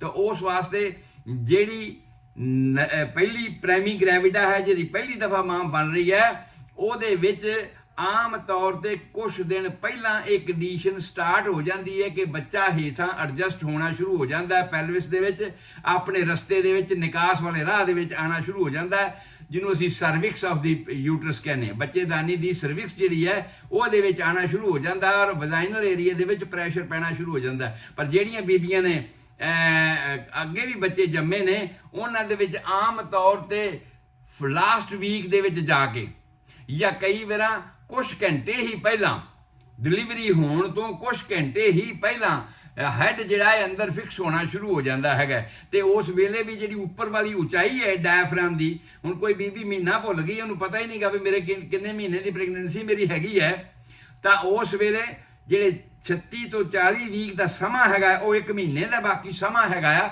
ਉਹਦੇ ਵਿੱਚ ਕਈ ਵਾਰਾਂ ਭੁਲੇਖਾ ਪੈ ਜਾਂਦਾ ਹੈ, ਔਰ ਉਸ ਭੁਲੇਖੇ ਦਾ ਜ਼ਿਆਦਾ ਅਸਰ ਪੈਂਦਾ ਹੈ ਜਿਹੜੀ ਬਾਰ-ਬਾਰ ਮਾਂ ਬਣ ਰਹੀ ਹੈ। ਇੱਕ ਲਫ਼ਜ਼ ਹੈ ਚੀਮਾ ਸਾਹਿਬ, ਪ੍ਰੈਸੀਪੀਟੇਟ ਲੇਬਰ। ਉਹਦੇ ਵਿੱਚ ਕੀ ਹੁੰਦਾ ਕਿ ਮਾਂ ਨੂੰ, ਕੋਈ ਬੱਚੇ ਪਹਿਲਾਂ ਜੰਮੇ ਨੇ ਤੇ ਆਮ ਤੌਰ ਤੇ ਉਨੀ ਕੀ ਉਹਨਾਂ ਨੂੰ ਤਕਲੀਫ ਹੁੰਦੀ ਹੈ ਜਿੰਨੀ ਕਿ ਕਿਤੇ ਬਹੁਤ ਜ਼ਿਆਦਾ ਜ਼ੋਰ ਨਾਲ ਪਖਾਨਾ ਕਰਨਾ ਹੋਵੇ, ਤੇ ਕਈ ਵਾਰਾਂ ਇਸ ਹਾਲਾਤ ਵਿੱਚ ਜ਼ੋਰ ਲਾਉਂਦਿਆਂ ਬੱਚੇ ਦੀ ਡਿਲੀਵਰੀ ਹੋ ਜਾਂਦੀ ਹੈ। ਉਹਨਾਂ ਦੇ ਵਿੱਚ ਉਹਨੂੰ ਪ੍ਰੈਸੀਪੀਟੇਟ ਲੇਬਰ ਕਹਿੰਦੇ ਨੇ। ਉਸ ਹਾਲਾਤ ਦੇ ਵਿੱਚ ਸਾਨੂੰ ਪ੍ਰੀਕਾਸ਼ਨ ਤੌਰ ਤੇ ਪਹਿਲਾਂ ਜਿਹੜੀਆਂ ਸਾਡੀਆਂ ਐਂਟੀਨੇਟਲ ਕਲੀਨਿਕਸ ਹੁੰਦੀਆਂ ਨੇ, ਜਾਂ ਭਾਵ ਬੱਚਾ ਜੰਮਣ ਤੋਂ ਪਹਿਲਾਂ ਪ੍ਰੈਗਨੈਂਟ ਹੋਣ ਤੋਂ ਲੈ ਕੇ ਬੱਚਾ ਜੰਮਣ ਤੱਕ ਦੀਆਂ ਜਿਹੜੀਆਂ ਟੇਕ ਕੇਅਰ ਕਰਨ ਵਾਲੀਆਂ ਕਲੀਨਿਕਸ ਹੁੰਦੀਆਂ ਨੇ, ਸਾਨੂੰ ਉਹਨਾਂ ਦੀ ਹਦਾਇਤ ਤੇ ਕੰਮ ਕਰਨਾ ਚਾਹੀਦਾ ਤਾਂ ਕਿ ਉਹ ਹਰ ਚੀਜ਼ ਨੂੰ ਵਾਚ ਕਰਦੇ ਰਹਿਣ। ਕਿਹੜੀ ਕੰਡੀਸ਼ਨ ਕਿਵੇਂ ਡਿਵੈਲਪ ਹੋ ਰਹੀ ਹੈ, ਕਿਹੜੀ ਕੰਡੀਸ਼ਨ ਕਿਵੇਂ ਡਿਵੈਲਪ ਹੋ ਰਹੀ ਹੈ, ਕਿਵੇਂ ਘਟ ਰਹੀ ਹੈ, ਕਿਵੇਂ ਵੱਧ ਰਹੀ ਹੈ, ਤਾਂ ਕਿ ਅਸੀਂ ਇਹੋ ਜਿਹੀਆਂ ਹੋਣ ਵਾਲੀਆਂ ਅਣਹੋਣੀਆਂ ਤੋਂ ਆਪਣੇ ਆਪ ਨੂੰ ਬਚਾ ਕਰ ਸਕੀਏ। ਸੋ ਜਿਹੜੀਆਂ ਪਹਿਲੀ ਦਫਾ ਮਾਂ ਬਣਨ ਜਾ ਰਹੀਆਂ ਨੇ, ਉਹਨਾਂ ਦੇ ਵਿੱਚ ਆਮ ਤੌਰ ਤੇ ਜਿਹੜੀਆਂ ਦਰਦਾਂ ਨੇ, ਕਈ ਵਾਰਾਂ ਫਾਲਸ ਪੇਨਸ ਵੀ ਹੁੰਦੀਆਂ ਨੇ, ਫੈਂਟਮਸ ਟਿਊਮਰ ਅਸੀਂ ਇਹਨੂੰ ਕਹਿੰਦੇ ਹਾਂ, ਫਾਲਸ ਪੇਨਸ ਹੋਣੀਆਂ ਸ਼ੁਰੂ ਹੋ ਜਾਂਦੀਆਂ ਨੇ। ਕੀ ਹੁੰਦਾ ਆ ਕਿ ਹੁੰਦੀ ਤਾਂ ਥੋੜੀ ਬਹੁਤ ਐਸਿਡਿਟੀ ਆ, ਕਿਉਂਕਿ ਮਿਹਦਾ ਤੁਹਾਡਾ ਉੱਪਰ ਚੁੱਕਿਆ ਗਿਆ, ਮਿਹਦੇ ਨੂੰ ਪ੍ਰੈਸ਼ਰ ਪੈ ਗਿਆ, ਜਿਹਦੇ ਕਰਕੇ ਮੈਂ ਕੱਲ ਵੀ ਪਿਛਲੇ ਪ੍ਰੋਗਰਾਮ 'ਚ ਵੀ ਦੱਸਿਆ ਸੀਗਾ ਕਿ ਸਟੋਮਕ ਦਾ ਮਿਹਦੇ ਦੇ ਉੱਪਰ ਵਾਲੇ ਹਿੱਸੇ ਦੇ ਵਿੱਚ ਐਸਿਡ ਬਣਾਉਣ ਵਾਲੇ ਸੈੱਲ ਹਨ। ਜਦੋਂ ਪ੍ਰੈਸ਼ਰ ਹੇਠਾਂ ਤੋਂ ਉੱਪਰ ਵੱਲ ਇੰਨਾ ਚੁੱਕਿਆ ਗਿਆ ਕਿ ਉਹਨਾਂ ਸੈੱਲਾਂ ਤੱਕ ਪਹੁੰਚ ਗਿਆ, ਔਰ ਉਸ ਵੇਲੇ ਐਸਿਡਿਟੀ ਬਣਨੀ ਸ਼ੁਰੂ ਹੋ ਜਾਣੀ ਹੈ। ਔਰ ਆਮ ਤੌਰ ਤੇ ਮਾਵਾਂ ਨੂੰ ਆਖਰੀ ਵੀਕ ਜਿਹੜੇ 2-3 ਹੁੰਦੇ ਨੇ, 1 ਮਹੀਨੇ ਦਾ ਸਮਾਂ, ਉਹਦੇ ਵਿੱਚ ਇਹ ਐਸਿਡਿਟੀ, ਹਾਈਪਰ ਐਸਿਡਿਟੀ, ਇਹੋ ਜਿਹੀਆਂ ਕੰਡੀਸ਼ਨਾਂ ਹੋਣੀਆਂ ਸ਼ੁਰੂ ਹੋ ਜਾਂਦੀਆਂ ਨੇ। ਮੂੰਹ ਕੌੜਾ ਰਹਿਣਾ, ਮੂੰਹ 'ਚ ਕੌੜਾ ਪਾਣੀ ਆਉਣਾ, ਇਹੋ ਜਿਹੀਆਂ ਗੱਲਾਂ। ਕਿਉਂਕਿ ਅਸੀਂ ਜਿਹੜੀ ਵੋਮਿਟਿੰਗ ਆਫ ਪ੍ਰੈਗਨੈਂਸੀ ਦੀ ਗੱਲ ਕੀਤੀ ਸੀ, ਉਹਦੇ ਬਾਰੇ ਅਸੀਂ ਇਹ ਕਿਹਾ ਸੀ ਵੀ ਆਮ ਤੌਰ ਤੇ 12 ਵੀਕ ਤੱਕ ਖਤਮ ਹੋ ਜਾਂਦੀ ਹੈ, ਨਹੀਂ ਹੋਣੀ ਚਾਹੀਦੀ। ਪਰ ਜੇ 12 ਵੀਕ ਤੋਂ ਬਾਅਦ ਕਿਸੇ ਦੀ ਕੋਈ ਪਰਸਿਸਟ ਕਰਦੀ ਹੈ ਤੇ ਅਸੀਂ ਉਹਨੂੰ ਕਿਹਾ ਸੀ ਹਾਈਪਰਮਿਸਿਸ ਗ੍ਰੇਵੀਡੇਰਮ। ਉਹਦੇ ਅਲੱਗ ਟ੍ਰੀਟਮੈਂਟ ਸੀ, ਅਲੱਗ ਗੱਲਾਂ ਸੀਗੀਆਂ ਜਿਹੜੀਆਂ ਅੱਗੇ ਆਉਣੀਆਂ ਨੇ, ਤੇ ਅਸੀਂ ਕੀ ਟ੍ਰੀਟਮੈਂਟ ਉਹਦਾ ਕਰਨਾ ਹੈਗਾ। ਪਰ ਮੈਂ ਜਿਹੜੀ ਇਸ ਵੇਲੇ ਗੱਲ ਕਰ ਰਿਹਾ ਉਹ ਇਹ ਹੈ ਕਿ ਪ੍ਰੈਗਨੈਂਸੀ ਦੇ ਲਾਸਟ ਵੀਕ ਚੱਲ ਰਹੇ ਹਨ, ਉਸ ਵੇਲੇ ਸਟੋਮਕ ਤੁਹਾਡਾ ਮਿਹਦਾ ਜਿਹੜਾ ਉਹ ਹੇਠਾਂ ਤੋਂ ਉੱਪਰ ਨੂੰ ਚੁੱਕਿਆ ਗਿਆ ਹੈ, ਜਿਹਦੇ ਕਰਕੇ ਐਸਿਡ ਵਾਲੇ ਸੈੱਲ ਜਿਹੜੇ ਨੇ ਉਹ ਸਟਿਮੂਲੇਟ ਹੋ ਗਏ ਨੇ, ਐਸਿਡ ਪੈਦਾ ਕਰ ਰਹੇ ਨੇ, ਜ਼ਿਆਦਾ ਪੈਦਾ ਕਰ ਰਹੇ ਨੇ ਲੋੜ ਨਾਲੋਂ, ਕਿਉਂਕਿ ਹਰ ਵੇਲੇ ਇਰੀਟੇਟ ਹੋ ਰਿਹਾ। ਰੋਟੀ ਤਾਂ ਤੁਸੀਂ ਖਾਂਦੇ ਹੋ ਜਦੋਂ, ਉਦੋਂ ਹੀ ਐਸਿਡ ਪੈਦਾ ਹੋਊਗਾ ਨਾ, ਪਰ ਹੁਣ ਤਾਂ ਪ੍ਰੈਸ਼ਰ ਪੈ ਰਿਹਾ ਤੇ ਲਗਾਤਾਰ ਕਿਸੇ ਚੀਜ਼ ਨੂੰ ਤੁਸੀਂ ਟੱਚ ਕਰ ਰਹੇ, ਮੂੰਹ 'ਚ ਉਂਗਲੀ ਪਾਓ ਤਾਂ ਉਸ ਵੇਲੇ ਸਲਾਈਵਾ ਮੂੰਹ 'ਚ ਆ ਜਾਂਦਾ ਹੈ, ਔਰ ਹੁਣ ਤੁਸੀਂ ਉਹਨਾਂ ਸੈੱਲਾਂ ਨੂੰ ਵਾਰ-ਵਾਰ ਟੱਚ ਕਰ ਜਾ ਰਹੇ ਹੋ, ਤੇ ਇਹਦਾ ਮਤਲਬ ਕੀ ਹੋਏਗਾ, ਐਸਿਡ ਹਮੇਸ਼ਾ ਪੈਦਾ ਹੋਈ ਜਾ ਰਿਹਾ। ਉਸ ਦੇ ਨਾਲ ਮੂੰਹ ਦੇ ਵਿੱਚ ਸਵਾਦ ਕੌੜਾ, ਇਸ ਤਰ੍ਹਾਂ ਕਰਕੇ ਇਰੀਟੇਸ਼ਨ, ਬਲੱਡ ਪ੍ਰੈਸ਼ਰ ਦਾ ਵਧਣਾ, ਇਹ ਸਾਰੀਆਂ ਕੰਡੀਸ਼ਨਾਂ ਜਿਹੜੀਆਂ, ਸੁਭਾਅ ਦੇ ਵਿੱਚ ਤਬਦੀਲੀ ਆਉਣੀ, ਇਹ ਸਾਰੀਆਂ ਗੱਲਾਂ ਜਿਹੜੀਆਂ ਨੇ ਜੀ ਉਸ ਵੇਲੇ ਹੋਣੀਆਂ ਸ਼ੁਰੂ ਹੋ ਜਾਂਦੀਆਂ ਨੇ। ਉਸ ਤੋਂ ਬਾਅਦ ਜਿਹੜੀ ਸਾਡੀ ਗੱਲ ਆਈ ਸੀ ਕਿ ਬਲੱਡ ਪ੍ਰੈਸ਼ਰ, ਆਮ ਤੌਰ ਤੇ ਬੀਬੀਆਂ ਨੂੰ ਬਲੱਡ ਪ੍ਰੈਸ਼ਰ ਦੀ ਕੰਡੀਸ਼ਨ ਹੋ ਜਾਂਦੀ, ਜੇ ਤਾਂ ਨਾਰਮਲ ਪ੍ਰੈਗਨੈਂਸੀ ਚੱਲ ਰਹੀ ਹੈ ਤੇ ਆਮ ਤੌਰ ਤੇ ਜਿਹੜਾ ਬਲੱਡ ਪ੍ਰੈਸ਼ਰ ਹੈ ਉਹ 110/70 ਦੇ ਰੇਂਜ 'ਚ ਰਹਿੰਦਾ ਹੈਗਾ, ਜਿਹੜਾ ਕਿ ਨਾਰਮਲ ਮਨੁੱਖ ਦਾ ਅਸੀਂ ਸਮਝਦੇ ਹਾਂ 120/80, ਪਰ ਉਹਨੂੰ ਜ਼ਿਆਦਾ ਚੁੱਕਣਾ ਪੈ ਗਿਆ ਭਾਰ, ਜਿਸ ਕਰਕੇ ਥੋੜਾ ਜਿਹਾ ਘੱਟ ਰਹਿੰਦਾ ਹੈ। ਪਰ ਜੇ ਕੋਈ ਕੰਪਲਿਕੇਸ਼ਨ ਹੋਵੇ ਜਾਂ ਜਿਵੇਂ ਜਿਵੇਂ ਪ੍ਰੈਗਨੈਂਸੀ ਦਾ ਸਾਈਜ਼ ਵੱਧਦਾ ਆ, ਉਹਦੇ ਮੁਤਾਬਕ ਇਹ ਵਧਣਾ ਸ਼ੁਰੂ ਹੋ ਜਾਂਦਾ ਆ, ਔਰ ਨਾਰਮਲ ਹਾਲਾਤਾਂ ਦੇ ਵਿੱਚ ਜਿਹੜਾ 120-130 ਤੱਕ ਵੀ ਪਹੁੰਚ ਜਾਂਦਾ ਆ। ਪਰ ਅਸੀਂ ਨੋਟ ਕਰਦੇ ਹਾਂ ਕਿ ਜੇ ਕਿਸੇ ਬੀਬੀ ਭੈਣ ਦਾ ਬਲੱਡ ਪ੍ਰੈਸ਼ਰ ਪ੍ਰੈਗਨੈਂਸੀ ਦੌਰਾਨ 140/90 ਹੋ ਜਾਂਦਾ ਹੈ ਜਾਂ ਅਬਵ 140/90 ਹੋ ਜਾਂਦਾ ਆ, ਤੇ ਉਹ ਇੱਕ ਸੀਰੀਅਸ ਕੰਡੀਸ਼ਨ ਹੈਗੀ ਹੈ। ਉਸ ਕੰਡੀਸ਼ਨ ਨੂੰ ਸਾਨੂੰ ਹਮੇਸ਼ਾ ਹੀ ਚੈੱਕਅਪ ਕਰਨ ਦੀ ਲੋੜ ਹੁੰਦੀ ਹੈ ਐਂਟੀਨੇਟਲ ਕਲੀਨਿਕਾਂ ਵਿੱਚ, ਔਰ ਉਹਦੀ ਕੇਅਰ ਕਰਨ ਦੀ ਲੋੜ ਹੁੰਦੀ ਹੈ। ਉਸ ਤੋਂ ਬਾਅਦ ਜਿਹੜਾ ਇਫੈਕਟ ਇਹਦੇ ਵਿੱਚ ਪੈਂਦਾ ਹੈ ਉਹ ਇਸ ਕਰਕੇ ਵੀ ਪੈਂਦਾ ਹੈ ਕਿਉਂਕਿ ਬਲੱਡ ਦਾ ਵਾਲੀਅਮ ਪ੍ਰੈਗਨੈਂਸੀ ਦੌਰਾਨ ਵਧੇ ਹੋਏ ਮੈਟਾਬੋਲਿਜ਼ਮ ਦੇ ਕਰਕੇ 20 to 30% ਵੱਧ ਜਾਂਦਾ ਹੈ। ਜੇ 5 ਲੀਟਰ ਬਲੱਡ ਹੈਗਾ ਆ ਤਾਂ ਆਮ ਤੌਰ ਤੇ ਤਕਰੀਬਨ 2 ਪਾਉਂਡ ਦੇ ਕਰੀਬ ਬਲੱਡ ਜਿਹੜਾ ਹੈ ਇੱਕ ਔਰਤ ਦੇ ਵੱਧ ਜਾਂਦਾ ਹੈਗਾ। ਔਰ ਉਹਦੇ ਮੁਤਾਬਕ ਹੀ ਇੱਕ ਹੋਰ ਐਨੀਮੀਆ ਵਾਲੀ ਕੰਡੀਸ਼ਨ ਅਸੀਂ ਗਿਣਦੇ ਹਾਂ ਵੀ ਬਲੱਡ ਤੇ ਵੱਧ ਗਿਆ ਤੇ ਐਨੀਮੀਆ ਤਾਂ ਨਹੀਂ ਨਾ ਹੋਣਾ ਚਾਹੀਦਾ, ਪਰ ਐਨੀਮੀਆ ਇਸ ਕਰਕੇ ਹੋ ਜਾਂਦਾ ਹੈ ਕਿ ਉਹ ਜਿਹੜੇ ਹੈਮੋਗਲੋਬਿਨ ਸੈੱਲ ਨੇ ਜਿਨ੍ਹਾਂ ਨੇ ਆਕਸੀਜਨ ਕੈਰੀ ਕਰਨੀ ਹੈ, ਜਿਨ੍ਹਾਂ ਨੇ ਖੁਰਾਕ ਕੈਰੀ ਕਰਨੀ ਹੈ, ਉਹਨਾਂ ਦਾ ਸਾਈਜ਼ ਘਟ ਜਾਂਦਾ ਹੈ ਔਰ ਉਹ ਉਨੀ ਆਕਸੀਜਨ ਲੈ ਨਹੀਂ ਸਕਦੇ ਜਿੰਨੀ ਚਾਹੀਦੀ ਹੈ। ਇਸੇ ਕਰਕੇ ਪ੍ਰੈਗਨੈਂਸੀ ਦੌਰਾਨ ਸਾਹ ਵਾਰ-ਵਾਰ ਤੇਜ਼ ਚੱਲਣਾ ਸ਼ੁਰੂ ਹੁੰਦਾ ਹੈ ਤਾਂ ਕਿ ਸਰੀਰ ਦੀ ਜਿਹੜੀ ਵਧੀ ਹੋਈ ਆਕਸੀਜਨ ਦੀ ਡਿਮਾਂਡ ਆ ਉਸ ਨੂੰ ਪੂਰਾ ਕੀਤਾ ਜਾ ਸਕੇ। ਔਰ ਇਸੇ ਕਰਕੇ ਹੀ ਸਾਹ ਤੇਜ਼ ਚੱਲਦੇ ਹਨ, ਇਸੇ ਕਰਕੇ ਹੀ ਬਲੱਡ ਪ੍ਰੈਸ਼ਰ ਵਧਣਾ ਸ਼ੁਰੂ ਹੋ ਜਾਂਦਾ ਹੈ, ਟੈਂਸ ਹੋਣਾ ਸ਼ੁਰੂ ਹੋ ਜਾਂਦਾ ਹੈ। ਮਸਲਸ ਜਿਹੜੇ ਉਹਨਾਂ ਨੂੰ ਜ਼ਿਆਦਾ ਐਕਟ ਕਰਨਾ ਪੈਂਦਾ ਹੈਗਾ, ਹਾਰਟ ਨੂੰ ਜ਼ਿਆਦਾ ਐਕਟ ਕਰਨਾ ਪੈਂਦਾ ਹੈ, ਉਹ ਸਾਰੀ ਡਿਮਾਂਡ ਜਿਹੜੀ ਵਧੀ ਹੋਈ ਹੈ ਬਾਡੀ ਦੀ ਉਸ ਨੂੰ ਪੂਰਾ ਕਰਨ ਖਾਤਰ। ਉਸ ਤੋਂ ਬਾਅਦ ਸਾਡੀ ਚੀਮਾ ਸਾਹਿਬ ਅਗਲੀ ਗੱਲ ਹੈ ਭਾਰ ਦਾ ਵਧਣਾ। ਭਾਰ ਦੇ ਵਧਣ ਦੀ ਇੱਕ ਤਰਤੀਬ ਹੈਗੀ ਆ। ਤਰਤੀਬ ਇਹ ਆ ਕਿ ਅਸੀਂ ਸਮਝਦੇ ਹਾਂ ਕਿ ਜਿਹੜਾ ਨਾਰਮਲ ਬੱਚਾ ਹੈ, ਜਿਹੜਾ ਸਾਡੇ ਆਮ ਹਾਲਾਤ ਦੇ ਵਿੱਚ ਹਿਊਮਨ ਬੀਇੰਗਸ ਦਾ ਬੱਚਾ ਹੈ, ਉਹ 7 ਤੋਂ 8 ਪਾਉਂਡ ਦਾ ਹੁੰਦਾ ਹੈ। ਇਹਨਾਂ ਗੱਲਾਂ ਨੂੰ ਨੋਟ ਕਰਦੇ ਰਹੋ ਸਾਰੇ ਸੱਜਣ ਮਿੱਤਰ, ਜਿਹੜੇ ਮੇਰੀਆਂ ਭੈਣਾਂ ਮਾਤਾਵਾਂ ਸੁਣ ਰਹੀਆਂ ਨੇ, ਕਿ ਅਸੀਂ ਬੱਚੇ ਨੂੰ 7 ਤੋਂ 8 ਪਾਉਂਡ ਦਾ ਜਿਹੜਾ ਬੱਚਾ ਹੁੰਦਾ ਆ ਉਹਨੂੰ ਅਸੀਂ ਨਾਰਮਲ ਸਮਝਦੇ ਹਾਂ। ਉਸ ਤੋਂ ਬਾਅਦ ਜਿਹੜੇ ਸਾਡੇ ਬ੍ਰੈਸਟ ਦਾ ਸਾਈਜ਼ ਵਧਿਆ ਉਹ 1 ਤੋਂ 3 ਪਾਉਂਡ, ਜਿਹੜੀਆਂ ਇਹ ਮੈਂ ਵੇਰੀਏਸ਼ਨਸ ਦੇ ਰਿਹਾ, ਜਿਵੇਂ 7 ਤੋਂ 8 ਮੈਂ ਕਿਹਾ ਹੈ, ਜਿਵੇਂ 1 ਤੋਂ 3 ਮੈਂ ਕਿਹਾ ਹੈ, ਔਰ ਇਸੇ ਤਰ੍ਹਾਂ ਹੀ ਜਿਹੜਾ ਯੂਟਰਸ ਦਾ weight ਵੱਧਦਾ ਆ ਉਹ 1.5 ਤੋਂ ਲੈ ਕੇ 2 ਪਾਉਂਡ ਤੱਕ ਯੂਟਰਸ ਦਾ ਆਪਣੇ ਭਾਰ ਨਾਲੋਂ ਜ਼ਿਆਦਾ weight ਵੱਧ ਜਾਂਦਾ, ਉਹਦੇ ਵਿੱਚ ਉਹਦੇ ਮਾਸਪੇਸ਼ੀਆਂ 'ਚ ਜ਼ਿਆਦਾ ਬਲੱਡ ਆ ਜਾਂਦਾ ਹੈਗਾ। ਇਸੇ ਤਰ੍ਹਾਂ ਹੀ ਸਾਡੇ ਕੋਲ ਜਿਹੜਾ ਫੈਟ ਹੈ, ਕਿਉਂਕਿ ਬਾਡੀ ਦੇ ਵਿੱਚ ਫੈਟ ਡਿਪੋਜੀਸ਼ਨ ਹੋ ਗਿਆ, ਮੂੰਹ ਭਾਰਾ ਹੋ ਗਿਆ, ਬ੍ਰੈਸਟ ਵੱਡੀਆਂ ਹੋ ਗਈਆਂ, ਲੱਤਾਂ ਬਾਹਾਂ ਮੋਟੀਆਂ ਹੋ ਗਈਆਂ, ਇਹਦੇ ਵਿੱਚ ਕੁਛ ਤਾਂ ਲਿਕੁਇਡ ਹੈ, ਵਾਟਰ ਹੈ, ਉਹਦਾ ਭਾਰ ਹੈਗਾ ਆ, ਤੇ ਕੁਛ ਹੈਗਾ ਫੈਟ ਡਿਪੋਜੀਸ਼ਨ ਦਾ ਭਾਰ। ਸੋ ਉਹ ਜਿਹੜਾ ਹੈ 3 ਤੋਂ 4 ਪਾਉਂਡ ਤੱਕ ਸਾਡਾ ਬਲੱਡ ਵੈਲਿਊਮ ਜਿਹੜਾ ਵੱਧ ਗਿਆ, ਉਹਦਾ ਭਾਰ ਹੋਣਾ ਹੈਗਾ।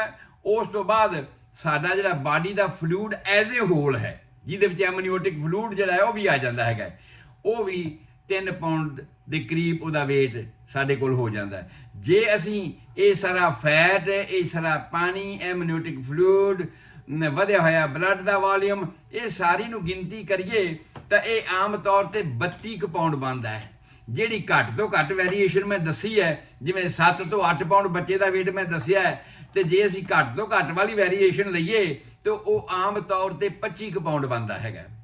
ਤੇ ਜੇ ਦੋਹਾਂ ਦੀ ਮੀਨ ਵੈਲਿਊ ਲੈ ਲਈਏ ਕਿ ਵੱਧ ਤੋਂ ਵੱਧ 32 ਪਾਉਂਡ, ਘੱਟ ਤੋਂ ਘੱਟ 25 ਪਾਉਂਡ, ਤੇ 32 ਤੇ 25 ਦੇ ਵਿਚਕਾਰ ਅਸੀਂ ਐਵਰੇਜ ਰੱਖ ਲਈਏ ਤੇ ਅਸੀਂ ਸਮਝਦੇ ਹਾਂ ਕਿ ਇੱਕ ਪ੍ਰੈਗਨੈਂਸੀ ਦੇ ਵਿੱਚ ਜਿਹੜਾ weight ਵਧਣਾ ਚਾਹੀਦਾ ਆ ਉਹ 28 ਪਾਉਂਡ ਵਧਣਾ ਚਾਹੀਦਾ। ਔਰ ਹਾਂਜੀ 28 ਪਾਉਂਡ ਵਧਣਾ ਚਾਹੀਦਾ। ਯਾਦ ਰੱਖਣ ਵਾਲੀ ਸਾਡੀ ਗੱਲ ਇਹੀ ਆ, 28 ਪਾਉਂਡ ਐਜ਼ ਐਨ ਐਵਰੇਜ। ਇੱਕ ਅੱਧ ਪਾਉਂਡ ਘਟ ਗਿਆ, ਇੱਕ ਅੱਧ ਪਾਉਂਡ ਵੱਧ ਗਿਆ, ਕੋਈ ਗੱਲ ਨਹੀਂ, ਇਹ ਸਾਡੀ ਖੁਰਾਕ ਦੇ ਉੱਪਰ ਡਿਪੈਂਡ ਕਰਦਾ ਹੈਗਾ। ਯਾਦ ਰੱਖਣ ਵਿੱਚ ਇਹ ਹੈ ਕਿ ਪ੍ਰੈਗਨੈਂਸੀ ਦੇ ਦੌਰਾਨ ਔਰਤ ਦੇ ਹਰੇਕ ਸਿਸਟਮ ਦੇ ਵਿੱਚ ਤਬਦੀਲੀਆਂ ਆਉਂਦੀਆਂ ਨੇ। ਹਰੇਕ ਸਿਸਟਮ ਦੇ ਵਿੱਚ ਕਈ ਬੀਬੀਆਂ ਨੂੰ ਤੇ ਵਾਲ ਝੜਨੇ ਸ਼ੁਰੂ ਹੋ ਜਾਂਦੇ ਨੇ। ਅਸੀਂ ਸਿਰ ਤੋਂ ਕਰਨਾ ਸ਼ੁਰੂ ਕਰੀਏ ਤੇ ਅਸੀਂ ਇਹ ਕਹਿ ਸਕਦੇ ਹਾਂ ਕਿ ਵਾਲ ਝੜਦੇ ਆ, ਸਿਰ ਵਿੱਚ ਸਿਕਰੀ ਹੋਣੀ ਸ਼ੁਰੂ ਹੋ ਜਾਂਦੀ ਹੈ। ਇਹ ਪ੍ਰੈਗਨੈਂਸੀ ਦੇ ਦੌਰਾਨ, ਹਾਲਾਂਕਿ ਆਮ ਨਾਰਮਲ ਉਹਨੂੰ ਪ੍ਰੈਗਨੈਂਸੀ ਦੀ ਸਿਕਰੀ ਨਹੀਂ ਸੀ ਜਾਂ ਨਾਰਮਲ ਉਹਦੇ ਵਾਲ ਨਹੀਂ ਸੀ ਝੜਦੇ, ਪਰ ਜਿਉਂ ਹੀ ਪ੍ਰੈਗਨੈਂਸੀ ਹੋਈ ਉਦੋਂ ਹੀ ਵਾਲ ਝੜਨੇ ਸ਼ੁਰੂ ਹੋ ਗਏ। ਇਸ ਗੱਲ ਦੀ ਨਿਸ਼ਾਨੀ ਹੈ ਕਿ ਉਹਨੂੰ ਜਿੰਨੇ ਵਾਈਟਮਿਨਸ ਚਾਹੀਦੇ ਸੀ ਬਾਡੀ ਵਾਸਤੇ, ਉਹਦੇ ਸਰੀਰ ਨਾਰਮਲ ਵਾਸਤੇ, ਉਹਨੇ ਤੇ ਹੋ ਸਕਦਾ ਹੋਣਗੇ, ਪਰ ਜਿੰਨੀ ਹੁਣ ਉਹਦੀ ਡਿਮਾਂਡ ਵੱਧ ਗਈ ਹੈ ਉਹ ਉਹਦੀ ਪੂਰੀ ਨਹੀਂ ਹੋ ਰਹੀ, ਜਾਂ ਬੇਸ਼ੱਕ ਖੁਰਾਕ ਵਧੀਆ ਹੈ ਪਰ ਉਹ ਬਾਡੀ 'ਚ ਅਸਿਮੀਲੇਟ ਨਹੀਂ ਹੋ ਰਹੀ। ਜਿਵੇਂ ਮੈਂ ਗੰਨੇ ਦੀ ਐਗਜ਼ਾਮਪਲ ਤੁਹਾਨੂੰ ਹੁਣੇ ਦਿੱਤੀ ਹੈ ਕਿ ਉਹਦੇ ਵਿੱਚ ਰਸ ਤਾਂ ਹੈਗਾ ਗੰਨੇ 'ਚ, ਪਰ ਨਿਕਲ ਨਹੀਂ ਰਿਹਾ। ਖੁਰਾਕ ਤੁਹਾਡੀ ਉਸ ਨੂੰ ਪੂਰੀ ਤਰ੍ਹਾਂ ਅਸਿਮੀਲੇਟ ਨਹੀਂ ਕਰਦੀ, ਆਪਣੇ ਵਿੱਚ ਜਜ਼ਬ ਨਹੀਂ ਕਰਦੀ, ਰਚ ਮਿਚ ਨਹੀਂ ਜਾਂਦਾ। ਉਹ ਜਿਹੜੀ ਖੁਰਾਕ ਆ ਉਹ ਉਹਦੇ ਸਰੀਰ ਵਿੱਚ ਰਚ ਮਿਚ ਨਹੀਂ ਰਹੀ, ਵੇਸਟ ਪ੍ਰੋਡਕਟ ਦੇ ਤੌਰ ਤੇ ਨਿਕਲ ਰਹੀ ਹੈ। ਇਸ ਕਰਕੇ ਇਹਨਾਂ ਚੀਜ਼ਾਂ ਵਾਸਤੇ ਸਾਡੀ ਐਂਟੀਨੇਟਲ ਕਲੀਨਿਕਸ ਬਣੀਆਂ ਹੋਈਆਂ ਨੇ ਕਿ ਅਸੀਂ ਉਸ ਚੀਜ਼ ਨੂੰ ਨਾਰਮਲ ਕਰਨਾ ਹੈ ਤਾਂ ਕਿ ਜਿਹੜੀ ਉਹ ਖੁਰਾਕ ਖਾਵੇ ਉਹ ਇਹਦੇ ਬਾਡੀ ਦੇ ਵਿੱਚ ਅਸਿਮੀਲੇਟ ਹੋਵੇ, ਤੇ ਜਿੱਥੇ ਜਿੱਥੇ ਬੱਚੇ ਨੂੰ ਚਾਹੀਦੀ ਹੈ, ਫੋਲਿਕ ਐਸਿਡ ਚਾਹੀਦਾ ਹੈ, ਕੈਲਸ਼ੀਅਮ ਚਾਹੀਦਾ ਹੈ, ਇਹ ਸਾਰੇ ਆਇਰਨ ਚਾਹੀਦਾ ਹੈ, ਇਹ ਸਾਰੇ ਦਾ ਸਾਰਾ ਉਹਦੀ ਖੁਰਾਕ ਦੇ ਵਿੱਚੋਂ ਹੀ ਉਸ ਨੂੰ ਪੂਰਾ ਹੁੰਦਾ ਜਾਵੇ, ਉਹਦੇ ਵਿੱਚ ਕੋਈ ਕਮੀ ਨਾ ਆਵੇ। ਸੋ ਵਾਲਾਂ ਤੋਂ ਹੇਠਾਂ ਅਗਰ ਆਪਾਂ ਅੱਖਾਂ ਦੀ ਨਜ਼ਰ ਤੇ ਆਈਏ ਤੇ ਠੀਕ ਉਸੇ ਤਰ੍ਹਾਂ ਹੀ ਜਿਵੇਂ ਬਲੱਡ ਵਾਲੀਅਮ ਵਧਿਆ ਉਵੇਂ ਹੀ ਸਾਰੇ ਸਰੀਰ ਦੇ ਵਿੱਚ ਵਾਟਰ ਦਾ ਵਾਲੀਅਮ ਵਧਿਆ, ਉਹਦੇ ਰਾਹੀਂ ਸਿਰ ਦਾ ਭਾਰਾਪਨ ਹੋਣਾ ਕਈ ਵੇਰਾ ਹੋ ਸਕਦਾ ਹੈ। ਪਰ ਜੇ ਇਸ ਦੇ ਨਾਲ ਨਾਲ ਜਿਹੜਾ ਵਾਲੀਅਮ ਵਧਿਆ ਹੈ ਉਹ ਤਾਂ ਥੋੜੇ % ਵਧਿਆ ਹੋਏਗਾ, ਪਰ ਜੇ ਤੁਹਾਡਾ ਬਲੱਡ ਪ੍ਰੈਸ਼ਰ ਵੀ ਵੱਧ ਗਿਆ, ਕਿਡਨੀਆਂ ਦੇ ਉੱਪਰ ਵੀ ਪ੍ਰੈਸ਼ਰ ਪੈ ਗਿਆ, ਬਲੱਡ ਪ੍ਰੈਸ਼ਰ ਵੀ ਤੁਹਾਡਾ ਵੱਧ ਗਿਆ, ਉਸ ਹਾਲਾਤ ਦੇ ਵਿੱਚ ਚੱਕਰ ਆਉਣੇ ਹੋ ਸਕਦੇ ਹੈ। ਮੈਂ ਇੱਕ ਕੰਡੀਸ਼ਨ ਆ ਕੇ ਦੱਸਾਂਗਾ, ਹੋ ਸਕਦਾ ਅੱਜ ਦਾ ਸਾਡੇ ਕੋਲ ਸਮਾਂ ਨਾ ਵੀ ਹੋਇਆ ਤੇ ਅਸੀਂ ਕੱਲ ਕਰਾਂਗੇ। ਇੱਕ ਕੰਡੀਸ਼ਨ ਹੈਗੀ ਜਿਹਨੂੰ ਅਸੀਂ ਕਹਿੰਦੇ ਆ ਐਕਲੈਂਪਸੀਆ। ਉਹ ਐਕਲੈਂਪਸੀਆ ਇੱਕ ਇਸ ਤਰ੍ਹਾਂ ਦੀ ਕੰਡੀਸ਼ਨ ਹੈ ਜਿਹੜੀ ਪ੍ਰੈਗਨੈਂਸੀ ਦੀ ਕੰਪਲੀਕੇਸ਼ਨ ਕਹਿ ਸਕਦੇ ਹਾਂ ਅਸੀਂ, ਕਿ ਕਿਸੇ ਵੀ ਹਾਲਾਤ ਦੇ ਵਿੱਚ ਪ੍ਰੈਗਨੈਂਸੀ ਨਾਰਮਲ ਨਹੀਂ ਚੱਲ ਰਹੀ ਔਰ ਉਹਦੇ ਹਾਲਾਤਾਂ ਕਰਕੇ ਬਲੱਡ ਪ੍ਰੈਸ਼ਰ ਇੰਨਾ ਜ਼ਿਆਦਾ ਵੱਧ ਗਿਆ ਕਿ ਉਹ 140 ਵਾਲੀ ਲਿਮਟ ਪਾਰ ਕਰ ਗਿਆ। ਜਦੋਂ ਇਹ ਬਲੱਡ ਪ੍ਰੈਸ਼ਰ 180 110 ਦੀ ਰੇਂਜ ਵਿੱਚ ਪਹੁੰਚਦਾ ਹੈ ਤੇ ਉਸ ਵੇਲੇ ਇਹ ਇੱਕ ਖਤਰੇ ਦੀ ਘੰਟੀ ਹੁੰਦੀ ਹੈ। ਇਸ ਹਾਲਾਤ ਵਿੱਚ ਬੀਬੀਆਂ ਨੂੰ ਪੈਰਾਂ ਤੇ ਸੋਜ ਪੈਣੀ, ਅੱਖਾਂ ਤੇ ਸੋਜ ਪੈਣੀ, ਹੱਥਾਂ ਤੇ ਸੋਜ ਪੈਣੀ, ਹੱਥ ਮੋਟੇ-ਮੋਟੇ ਹੋ ਜਾਣੇ, ਆ ਜਿਹੜੀਆਂ ਮੁੰਦਰੀਆਂ ਪਾਈਆਂ ਨੇ ਉਂਗਲਾਂ ਦੇ ਵਿੱਚ ਇਹ ਫਸ ਜਾਣੀਆਂ, ਇਹ ਆਮ ਨਿਸ਼ਾਨੀ। ਜਦੋਂ ਇੱਕ ਬੱਚੀ ਇਹ ਸਮਝੇ ਪ੍ਰੈਗਨੈਂਸੀ ਦੇ ਦੌਰਾਨ ਕਿ ਮੇਰੀ ਉਂਗਲੀ ਦੇ ਵਿੱਚ ਮੇਰੀ ਜਿਹੜੀ ਮੁੰਦਰੀ ਹੈ ਉਹ ਫਸ ਗਈ ਹੈ, ਪ੍ਰੈਗਨੈਂਸੀ ਦੇ ਤੌਰ ਤੇ ਮੈਂ ਕਹਿ ਰਿਹਾ, ਨਾਰਮਲ ਹਾਲਾਤਾਂ ਦੀ ਗੱਲ ਨਹੀਂ ਕਰ ਰਿਹਾ, ਪ੍ਰੈਗਨੈਂਸੀ ਦੇ ਤੌਰ ਤੇ ਜਦੋਂ ਇੱਕ ਬੀਬੀ ਭੈਣ ਸਮਝਦੀ ਹੈ ਕਿ ਮੇਰੀ ਉਂਗਲੀ ਦੇ ਵਿੱਚ ਮੁੰਦਰੀ ਮੇਰੀ ਫਸ ਗਈ ਆ, ਤੇ ਉਹਨੂੰ ਇਹ ਸਮਝਣਾ ਚਾਹੀਦਾ ਹੈ ਕਿ ਕੁਛ ਨਾ ਕੁਛ ਗਲਤ ਮੇਰੇ ਸਰੀਰ ਵਿੱਚ ਹੋ ਰਿਹਾ ਜਾਂ ਮੇਰੇ ਬੱਚੇ ਨਾਲ ਹੋ ਰਿਹਾ ਹੈ, ਉਹਨੂੰ ਇਮੀਡੀਏਟਲੀ ਡਾਕਟਰ ਨੂੰ ਕੰਸਲਟ ਕਰਨਾ ਚਾਹੀਦਾ ਹੈ। ਉਹਦਾ ਜਿਹੜਾ ਵਾਟਰ ਇਨਟੇਕ ਹੈ ਉਹਦੀ ਟੇਕ ਕੇਅਰ ਕਰਨੀ ਚਾਹੀਦੀ, ਉਹਦੀ ਖੁਰਾਕ ਹੈ ਉਸ ਨੂੰ ਬੈਲੈਂਸਡ ਕਰਨ ਦੀ ਲੋੜ ਹੁੰਦੀ। ਕਿਉਂ? ਕਿਉਂਕਿ ਬੱਚਾ ਜਿਵੇਂ ਜਿਵੇਂ ਵੱਧਦਾ ਹੈ, ਉਹਦਾ ਭਾਰ ਜਿਵੇਂ ਜਿਵੇਂ ਵੱਧਦਾ ਆ, ਉਸੇ ਤਰ੍ਹਾਂ ਹੀ ਹੀਠਾਂ ਵਾਲੇ ਪਾਸੇ ਹੈਗੀ ਹੈ ਕਿਡਨੀਆਂ, ਦੋਨੇ ਪਾਸੇ। ਜਿਸ ਥਾਂ ਤੇ ਬੱਚੇ ਦਾ ਨਹੀਂ ਅੱਗੇ ਵਧੇ, ਪਹਿਲਾਂ ਤਾਂ ਉਹ ਜਿਹੜੀ ਸੀ ਪੈਲਵਿਕ ਏਰੀਆ ਦੇ ਵਿੱਚ ਸੀਗੀ, ਹੁਣ ਉਹ ਪੈਲਵਿਕ ਏਰੀਆ ਤੋਂ ਉੱਪਰ ਐਬਡੋਮਨ 'ਚ ਆ ਗਈ ਹੈ। ਐਬਡੋਮਨ 'ਚ ਆਉਣ ਤੋਂ ਬਾਅਦ ਉੱਥੇ ਕਿਡਨੀਆਂ ਹੈਗੀਆਂ ਤੁਹਾਡੀਆਂ, ਕਿਡਨੀਆਂ ਦੇ ਉੱਪਰ ਪ੍ਰੈਸ਼ਰ ਪੈਣਾ ਸ਼ੁਰੂ ਹੋਏਗਾ। ਕਿਡਨੀਆਂ ਦੇ ਉੱਪਰ ਜਦੋਂ ਪ੍ਰੈਸ਼ਰ ਪੈਣਾ ਸ਼ੁਰੂ ਹੋਏਗਾ ਉਸ ਵੇਲੇ ਉਹਦੀ ਫਿਲਟਰੇਸ਼ਨ ਦੇ ਵਿੱਚ ਨੁਕਸ ਆ ਜਾਏਗਾ, ਔਰ ਜਦੋਂ ਫਿਲਟਰੇਸ਼ਨ 'ਚ ਨੁਕਸ ਆਏਗਾ ਤਾਂ ਕੀ ਹੋਏਗਾ, ਜਿਵੇਂ ਅਸੀਂ ਲੱਸੀ ਨਿਚੋੜਦੇ ਹਾਂ ਨਾ ਪੌਣੇ ਦੇ ਵਿੱਚ, ਤੇ ਜੇ ਜ਼ੋਰ ਲਾਈਏ ਤਾਂ ਸੰਘਣੀ ਲੱਸੀ ਕਈ ਵਾਰ ਛਿੱਡੀ ਵੀ ਵਿੱਚ ਨਿਕਲ ਕੇ ਆ ਸਕਦੀ ਹੈ। ਤਾਂ ਇਹ ਕਹਿਣ ਤੋਂ ਭਾਵ ਮੇਰਾ ਇਹ ਹੈ, ਅਸੀਂ ਪਿਸ਼ਾਬ ਟੈਸਟ ਕਰਦੇ ਹਾਂ, ਉਹਦੇ 'ਚ ਐਲਬਿਊਮਨ ਆਣੀ ਸ਼ੁਰੂ ਹੋ ਜਾਂਦੀ ਹੈ। ਔਰ ਜਦੋਂ ਸੋਜ ਪੈਣੀ ਸ਼ੁਰੂ ਹੋਈ, ਗੱਲ ਤਾਂ ਮੁੰਦਰੀ ਤੋਂ ਚੱਲਣੀ ਸੀ ਨਾ, ਕਿ ਮੁੰਦਰੀ ਫਸ ਗਈ ਮੇਰੀ, ਭਾਰ ਵੱਧ ਗਿਆ। ਭਾਰ ਵਧਣ ਤੋਂ ਬਾਅਦ ਕੰਡੀਸ਼ਨ ਇਹ ਪਤਾ ਲੱਗੀ ਕਿ ਜਿਹੜਾ ਪ੍ਰੈਸ਼ਰ ਹੈ ਉਹ ਕਿਡਨੀ ਦੇ ਉੱਪਰ ਪੈ ਰਿਹਾ ਹੈ। ਪ੍ਰੈਸ਼ਰ ਕਿਡਨੀ ਦੇ ਉੱਪਰ ਪੈਣ ਦੇ ਨਾਲ ਕੀ ਹੋਇਆ ਕਿ ਪਿਸ਼ਾਬ 'ਚ ਐਲਬਿਊਮਨ ਆ ਗਈ ਹੈ। ਭਾਰ ਜਿਹੜਾ ਬੱਚਾ ਹੋਰ ਵੱਡਾ ਹੋਇਆ, ਪ੍ਰੈਗਨੈਂਸੀ ਹੋਰ ਡਿਵੈਲਪ ਹੋਈ, ਤੇ ਉਹਦੇ ਉੱਪਰ ਵਾਲੇ ਪਾਸੇ ਹੈਗੀ ਹੈ ਪੈਂਕਰੀਆਜ਼। ਮਿਹਦੇ ਤੋਂ ਬਿਲਕੁਲ ਹੇਠਾਂ ਵਾਲੇ ਪਾਸੇ ਇੱਕ ਘੋੜੇ ਦੀ ਖੁਰੀ ਵਰਗੀ ਸ਼ੇਪ ਵਾਲਾ 10 ਇੰਚ ਇੰਟੈਸਟਾਈਨ ਆਂਤੜੀ ਦਾ ਪੋਰਸ਼ਨ ਹੈਗਾ, ਸਮਾਲ ਇੰਟੈਸਟਾਈਨ ਦਾ, ਉਹਦੇ ਵਿਚਕਾਰ ਇੱਕ ਜੰਕਸ਼ਨ ਹੈ ਬਹੁਤ ਵੱਡਾ, ਔਰ ਉਸ ਐਂਪੂਲਾ ਆਫ ਵੇਟਰ ਉਸ ਨੂੰ ਕਹਿੰਦੇ ਆ, ਖੈਰ ਜੰਕਸ਼ਨ ਸਮਝੋ ਤੁਸੀਂ ਇੰਨਾ ਹੀ, ਕਿਉਂਕਿ ਨਾਂ ਤੋਂ ਕੀ ਲੈਣਾ ਆ। ਉਹਦੇ ਰਾਈਟ ਸਾਈਡ ਤੇ ਜਿਵੇਂ ਅਸੀਂ ਸਾਹਮਣੇ ਬੰਦੇ ਕਿਸੇ ਨੂੰ ਵੇਖ ਰਹੇ ਹਾਂ, ਤੇ ਸਾਡੇ ਸੱਜੇ ਹੱਥ ਪੈਂਕਰੀਆਜ਼ ਹੁੰਦੀ ਹੈ, ਜਿਹਦਾ ਮਤਲਬ ਹੈ ਸਾਡੀ ਸ਼ੂਗਰ ਨੂੰ ਮੈਟਾਬੋਲਾਈਜ਼ ਕਰਨਾ। ਅਸੀਂ ਗੰਨੇ ਵੱਧ ਚੂਪ ਲਏ, ਅਸੀਂ ਪਾਰਟੀ ਤੇ ਚਲੇ ਗਏ, ਰਸਗੁੱਲੇ ਵੱਧ ਖਾ ਲਏ, ਇਹ ਆਮ ਸਧਾਰਨ ਗੱਲਾਂ ਦੇ ਵਿੱਚ ਅਸੀਂ ਵੇਖਦੇ ਹਾਂ ਕਿ ਸੁਸਤੀ ਪੈ ਜਾਂਦੀ ਹੈ। ਯਾਰ ਪਾਰਟੀ ਤੇ ਗਏ ਸੀ ਤੇ ਇੱਕ ਦੂਜੇ ਦਿਨ ਕੰਮ ਕਰਨ ਤੇ ਮਨ ਨਹੀਂ ਕਰ ਰਿਹਾ, ਸੁਸਤੀ ਪੈ ਗਈ। ਕਿਉਂ? ਕਿਉਂਕਿ ਤੁਹਾਡੀ ਐਕਸਟਰਾ ਸ਼ੂਗਰ ਤੁਹਾਡੇ ਸੈੱਲਾਂ ਵਿੱਚ ਚਲੀ ਗਈ, ਆਕਸੀਜਨ ਘਟ ਗਈ, ਜਿਹਦੇ ਕਰਕੇ ਤੁਹਾਡਾ ਜਿਹੜਾ ਕੰਮ ਪ੍ਰਭਾਵਿਤ ਹੋਇਆ, ਐਕਟੀਵਿਟੀ ਘਟ ਗਈ। ਤੇ ਜੇ ਇਹ ਕੰਮ ਪ੍ਰੈਗਨੈਂਟ ਹਾਂਜੀ ਅੰਗਰੇਜ਼ੀ ਦੇ ਵਿੱਚ ਹੀ ਮੈਨੂੰ ਤੇ ਪਤਾ ਇਹਦਾ ਪੈਂਕਰੀਆਜ਼ ਇਹਦਾ ਨਾਂ ਹੈ, ਹੋ ਸਕਦਾ ਕਿਸੇ ਹੋਰ ਸਾਇੰਸ ਨੇ ਇਹਦਾ ਕੋਈ ਹੋਰ ਨਾਮ, ਮਧੂਮੇਹ ਨੂੰ ਰੋਕਣ ਵਾਸਤੇ, ਸ਼ੱਕਰ ਨੂੰ ਰੋਕਣ ਵਾਸਤੇ ਇਹ ਜਿਹੜਾ ਅੰਗ ਹੈ ਉਹਦਾ ਨਾਂ ਪੈਂਕਰੀਆਜ਼ ਹੈ। ਔਰ ਪੈਂਕਰੀਆਜ਼ ਹੀ ਮੈਨੂੰ ਪਤਾ, ਮੈਨੂੰ ਹੋਰ ਉਹਦੇ ਨਾਂ ਦਾ ਜਾਣਕਾਰੀ ਨਹੀਂ ਹੈਗੀ। ਸੋ ਖੈਰ ਉਸ ਪੈਂਕਰੀਆਜ਼ ਦੇ ਉੱਪਰ ਜਦੋਂ ਪ੍ਰੈਸ਼ਰ ਪੈਂਦਾ ਤੇ ਇਸ ਦੇ ਪ੍ਰਭਾਵਿਤ ਹੋਣ ਨਾਲ ਉਹ ਜਿਹੜਾ ਮੈਟਾਬੋਲਿਜ਼ਮ, ਪਹਿਲੀ ਤੇ ਗੱਲ ਮੈਂ ਦੱਸੀ ਕਿ ਸਧਾਰਨ ਬੰਦਾ ਵੀ ਜ਼ਿਆਦਾ ਸ਼ੂਗਰ ਖਾ ਲੈ, ਗੰਨੇ ਚੂਪ ਲੈ, ਰਸਗੁੱਲੇ ਖਾ ਲੈ, ਤੇ ਅਗਲੇ ਦਿਨ ਸੁਸਤੀ ਪੈ ਜਾਂਦੀ ਹੈ। ਪਰ ਜੇ ਇੱਕ ਵਿਚਾਰੀ ਪ੍ਰੈਗਨੈਂਟ ਮਾਂ ਦਾ ਇਹ ਹਾਲਾਤ ਹੋ ਜਾਵੇ ਤਾਂ ਉਸ ਵੇਲੇ ਕੀ ਹੋਏਗਾ? ਉਸ ਵੇਲੇ ਵੀ ਉਹਦੀ ਸੁਸਤੀ ਪੈ ਗਈ ਨਾ, ਔਰ ਉਹਦੀ ਸ਼ੂਗਰ ਵਧੇਗੀ।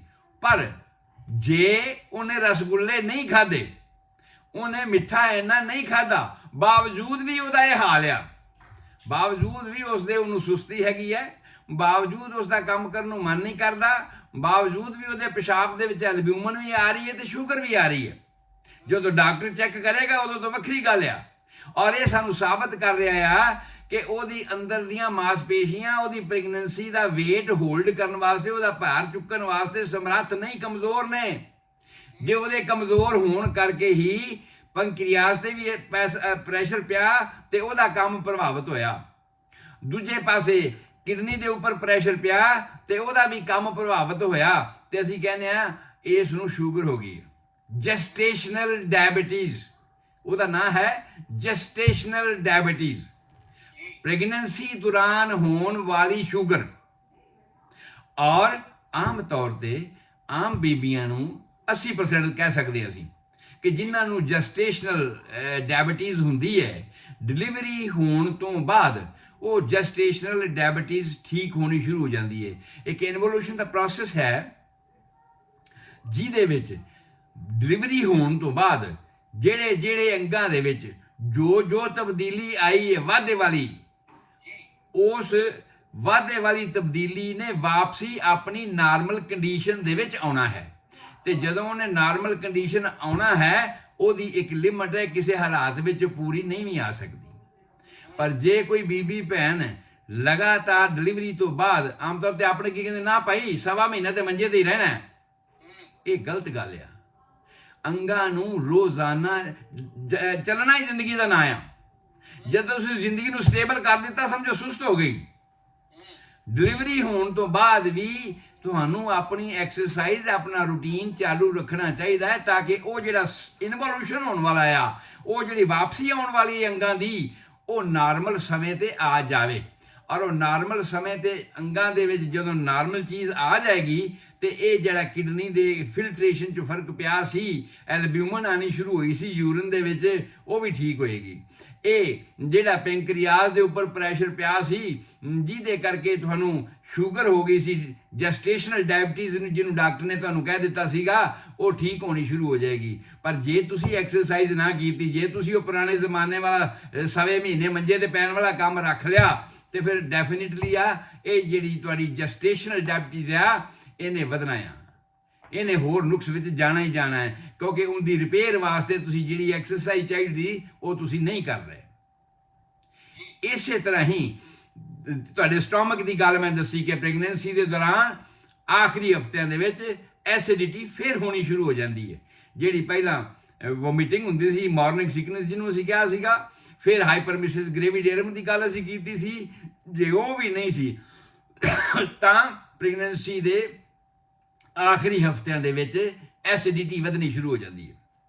ਔਰ ਉਹ ਐਸਿਡਿਟੀ ਨੇ ਵੀ ਆਪਣੇ ਨਾਰਮਲ ਕੰਡੀਸ਼ਨ ਦੇ ਵਿੱਚ ਆਉਣਾ। ਜਦੋਂ ਬੱਚੇਦਾਨੀ ਰਿਵਰਸ ਹੋ ਕੇ ਆਪਣੀ ਪੋਜੀਸ਼ਨ ਦੇ ਵਿੱਚ ਆ ਗਈ, ਉੱਪਰ ਵਾਲਾ ਪ੍ਰੈਸ਼ਰ ਘਟ ਗਿਆ, ਔਰ ਜਿਵੇਂ ਜਿਵੇਂ ਹੀ ਇਹ ਪ੍ਰੈਸ਼ਰ ਘਟਣਾ ਹੈ, ਉਸੇ ਤਰ੍ਹਾਂ ਹੀ ਤੁਹਾਡੀ ਜਿਹੜੀ ਹੱਥਾਂ ਤੇ ਸੋਜ ਪਈ ਸੀ, ਤੁਹਾਡੀ ਜਿਹੜੀ ਉਂਗਲੀ ਦੇ ਵਿੱਚ ਤੁਹਾਡੀ ਮੁੰਦਰੀ ਜਿਹੜੀ ਫਸ ਗਈ ਸੀ, ਪੈਰਾਂ ਤੇ ਜਿਹੜੀ ਸੋਜ ਪਈ ਸੀ, ਉਹ ਸਾਰੀ ਠੀਕ ਹੋਣੀ ਸ਼ੁਰੂ ਹੋ ਜਾਂਦੀ ਹੈ। ਉਹ ਸਾਰਾ ਕੁਝ ਨਾਰਮਲ ਹੋਣਾ ਸ਼ੁਰੂ ਹੋ ਜਾਂਦਾ ਹੈ। ਇੱਕ ਪ੍ਰੀਕਾਸ਼ਨ ਦੇ ਤੌਰ ਤੇ ਜਿਹੜੇ ਅਸੀਂ ਡਾਕਟਰ ਲੋਕ ਆਮ ਹੀ ਦੱਸਦੇ ਹਾਂ ਕਿ ਜਦੋਂ ਤੁਹਾਡੇ ਪੈਰਾਂ ਤੇ ਸੋਜ ਪੈਂਦੀ ਹੈ, ਉਹਦਾ ਮਤਲਬ ਇਹ ਹੈ ਕਿ ਜੋ ਬਲੱਡ ਪ੍ਰੈਸ਼ਰ ਦੇ ਰਾਹੀਂ ਹਾਰਟ ਤੁਹਾਡੇ ਸਾਰੇ ਸਰੀਰ ਨੂੰ ਭੇਜ ਰਿਹਾ ਹੈ, ਉਹਦਾ ਵਾਪਸੀ ਵਾਲਾ ਸਿਸਟਮ ਪੂਰੀ ਤਰ੍ਹਾਂ ਕੰਮ ਨਹੀਂ ਕਰ ਰਿਹਾ। ਮਾਸਪੇਸ਼ੀਆਂ ਤੁਹਾਡੀਆਂ ਵੀਕ ਨੇ, ਉਹ ਪੈਸਿਵ ਐਕਟ ਆ। ਪੈਸਿਵ ਐਕਟ ਜਦੋਂ ਵੀ ਹੁੰਦਾ ਆ, ਬਾਹਰਲੀਆਂ ਸ਼ਕਤੀਆਂ ਕਰਕੇ ਹੁੰਦਾ, ਸਾਡੀਆਂ ਮਾਸਪੇਸ਼ੀਆਂ ਕਰਕੇ ਹੁੰਦਾ, ਹਾਰਟ ਕਰਕੇ ਨਹੀਂ ਹੁੰਦਾ। ਤੇ ਜੇ ਮਾਸਪੇਸ਼ੀਆਂ ਦੀ ਐਕਸਰਸਾਈਜ਼ ਨਾ ਹੋਈ ਤੇ ਉੱਥੇ ਪਾਣੀ ਉਹਦਾ ਫਿਲਟਰ ਹੋ ਕੇ ਇਕੱਠਾ ਹੋਣਾ ਸ਼ੁਰੂ ਹੋ ਜਾਣਾ ਹੈ, ਜਿਸ ਕਰਕੇ ਉਹ ਤੁਹਾਡੇ ਪੈਰਾਂ ਤੇ ਸੋਜ ਪੈਣੀ ਸ਼ੁਰੂ ਹੋ ਜਾਂਦੀ ਹੈ। ਔਰ ਉਹ ਸੋਜ ਵੀ ਆਮ ਤੌਰ ਤੇ ਨਾਰਮਲ ਹੋਣੀ ਸ਼ੁਰੂ ਹੋ ਜਾਂਦੀ ਹੈ, ਪਰ ਕਈਆਂ ਦੇ ਇਹ ਇੱਕ ਤਰ੍ਹਾਂ ਦੀ ਪਰਮਾਨੈਂਟ ਕੰਡੀਸ਼ਨ ਬਣ ਜਾਂਦੀ ਹੈ ਜੇ ਅਸੀਂ ਐਕਸਰਸਾਈਜ਼ ਨਾ ਕੀਤੀ ਤਾਂ। ਇਸ ਲਈ ਸਾਨੂੰ ਐਕਸਰਸਾਈਜ਼ ਜਸਟ ਆਫਟਰ ਡਿਲੀਵਰੀ ਸਾਨੂੰ ਆਪਣੀ ਜਿਹੜੀ ਐਕਸਰਸਾਈਜ਼ ਦੇ ਨਾਰਮਲ ਰੂਟੀਨ ਦੀ ਉਹ ਕਰਨੀ ਚਾਹੀਦੀ ਹੈ। ਜਿੰਨਾ ਅਸੀਂ ਸੁਸਤ ਰਹਾਂਗੇ, ਉਹਨਾਂ ਸਮਝੋ ਕਿ ਅਸੀਂ ਸਪੋਰਟ ਨਹੀਂ ਕਰ ਰਹੇ ਉਸ ਹਾਲਾਤ ਨੂੰ, ਜੋ ਸਾਡਾ ਹਾਲਾਤ ਇਸ ਵੇਲੇ ਬਣਿਆ ਹੋਇਆ। ਹੁਣ ਉਸ ਤੋਂ ਬਾਅਦ ਪ੍ਰੈਗਨੈਂਸੀ ਦੇ ਵਿੱਚ ਆਉਣ ਵਾਲੀਆਂ ਚੇਂਜਸ ਦੀ ਅਸੀਂ ਗੱਲ ਕਰ ਰਹੇ ਹਾਂ। ਮੈਂ ਥੋੜ੍ਹੇ ਮਿੰਟ ਜਿਹੜੇ ਰਹਿੰਦੇ ਨੇ ਮੈਂ ਫਿਰ ਇੱਕ ਵਾਰ ਦੁਹਰਾ ਦਿਆਂ, ਕਿਉਂਕਿ ਹਜੇ ਬਹੁਤ ਸਾਰੀਆਂ ਗੱਲਾਂ ਹੋਰ ਰਹਿੰਦੀਆਂ ਨੇ ਸਾਡੀਆਂ ਕਰਨ ਵਾਲੀਆਂ। ਅਸੀਂ ਹਾਰਟ ਦੀ ਗੱਲ ਕੀਤੀ ਹੈ ਕਿ ਵਾਲਾਂ ਦੀ ਗੱਲ ਕਰ ਲਈਏ, ਅਸੀਂ ਹਾਰਟ ਦੀ ਗੱਲ ਕਰ ਲਈਏ, ਅਸੀਂ ਅੱਖਾਂ ਦੀ ਗੱਲ ਕਰ ਲਈਏ, ਇਸੇ ਤਰ੍ਹਾਂ ਅਸੀਂ ਐਸਿਡਿਟੀ ਦੀ ਗੱਲ ਕਰ ਰਹੀਏ, ਇਸ ਤਰ੍ਹਾਂ ਅਸੀਂ ਫੇਫੜਿਆਂ ਦੀ ਗੱਲ ਕਰ ਰਹੀਏ, ਸਾਹ ਚੜ੍ਹਨ ਦੀ ਗੱਲ ਕਰ ਰਹੀਏ, ਉਸ ਤੋਂ ਬਾਅਦ ਹੇਠਾਂ ਹਾਰਟ ਦੀ ਗੱਲ ਕਰ ਰਹੀ ਹੈ, ਬਲੱਡ ਪ੍ਰੈਸ਼ਰ ਦੇ ਵਧਣ ਦੀ ਗੱਲ ਕਰ ਰਹੀ ਹੈ, ਔਰ ਬਲੱਡ ਦੇ ਵਾਲੀਅਮ ਦੇ ਵਧਣ ਦੀ ਗੱਲ ਕਰ ਰਹੀ ਹੈ, ਸੈੱਲਾਂ ਦੇ ਸਾਈਜ਼ ਦੇ ਘਟਣ ਦੀ ਗੱਲ ਕਰ ਰਹੀ ਹੈ, ਔਰ ਉਹਦੀ ਇੱਕ ਲਿਮਟ ਜਿਹੜੀ ਅਸੀਂ ਦੱਸ ਦਿੱਤੀ ਹੈ। ਇਹ ਸਾਰੀਆਂ ਚੇਂਜਸ ਤਬਦੀਲੀਆਂ ਆਉਂਦੀਆਂ ਨੇ। ਜਿਹੜਾ ਬੱਚੇ ਦੇ ਵਿੱਚ ਤਬਦੀਲੀਆਂ ਅੰਦਰ ਆਉਂਦੀਆਂ ਨੇ ਉਹ ਆਪਾਂ ਵਾਰ-ਵਾਰ ਦੁਹਰਾ ਚੁੱਕੇ ਹਾਂ ਕਿ ਪਲਸੈਂਟਾ ਬਣਨਾ ਸ਼ੁਰੂ ਹੁੰਦਾ ਹੈ, ਪਲਸੈਂਟੇ ਦੀ ਕੀ ਕੰਡੀਸ਼ਨ ਹੁੰਦੀ ਹੈ, ਕਿਹੜੇ ਉਹਦੇ 2 ਹਿੱਸੇ ਬਣ ਜਾਂਦੇ ਨੇ, ਔਰ ਇਸੇ ਤਰ੍ਹਾਂ ਅੰਦਰ ਜਿਹੜੀ ਜਿਹੜੀ ਸਾਡੀ ਬਣਦੀ ਹੈਗੀ ਹੈ ਅੰਬਲਾਈਕਲ ਕਾਰਡ, ਨਾੜੂ ਜਿਹਨੂੰ ਅਸੀਂ ਕਹਿੰਦੇ ਹਾਂ। ਤਾਂ ਨਾੜੂ ਜਿਹੜੇ ਕਿਵੇਂ ਬਣਦਾ ਹੈਗਾ, ਇਹ ਸਾਰੀ ਤਰਤੀਬ ਅਸੀਂ ਵਾਰ-ਵਾਰ ਡਿਟੇਲ 'ਚ ਕਈ ਵਾਰ ਕਰ ਚੁੱਕੇ ਹਾਂ। ਮੈਂ ਸਮਝਦਾ ਕਿ ਜਿਨ੍ਹਾਂ ਨੇ ਲਗਾਤਾਰ ਇਹ ਪ੍ਰੋਗਰਾਮ ਦੇ ਨਾਲ ਜੁੜੇ ਹੋਏ ਉਹਨਾਂ ਨੂੰ ਤਾਂ ਜ਼ੁਬਾਨੀ ਯਾਦ ਵੀ ਹੋ ਗਿਆ ਹੋਏਗਾ ਵੀ ਇਹ ਸਾਰੀਆਂ ਗੱਲਾਂ ਜਿਹੜੀਆਂ ਨੇ ਮੈਂ ਕੀ ਉਹਨਾਂ ਨਾਲ ਸਾਂਝੀਆਂ ਕੀਤੀਆਂ ਨੇ ਵੀ ਕੀ ਚੀਜ਼ਾਂ ਜਿਹੜੀਆਂ ਨੇ ਉਹ ਐਸੀਆਂ ਹੋ ਸਕਦੀਆਂ ਨੇ ਜਿਹੜੀਆਂ ਪ੍ਰੈਗਨੈਂਸੀ ਦੇ ਦੌਰਾਨ ਸਾਨੂੰ ਯਾਦ ਰੱਖਣ ਦੀ ਲੋੜ ਹੈ।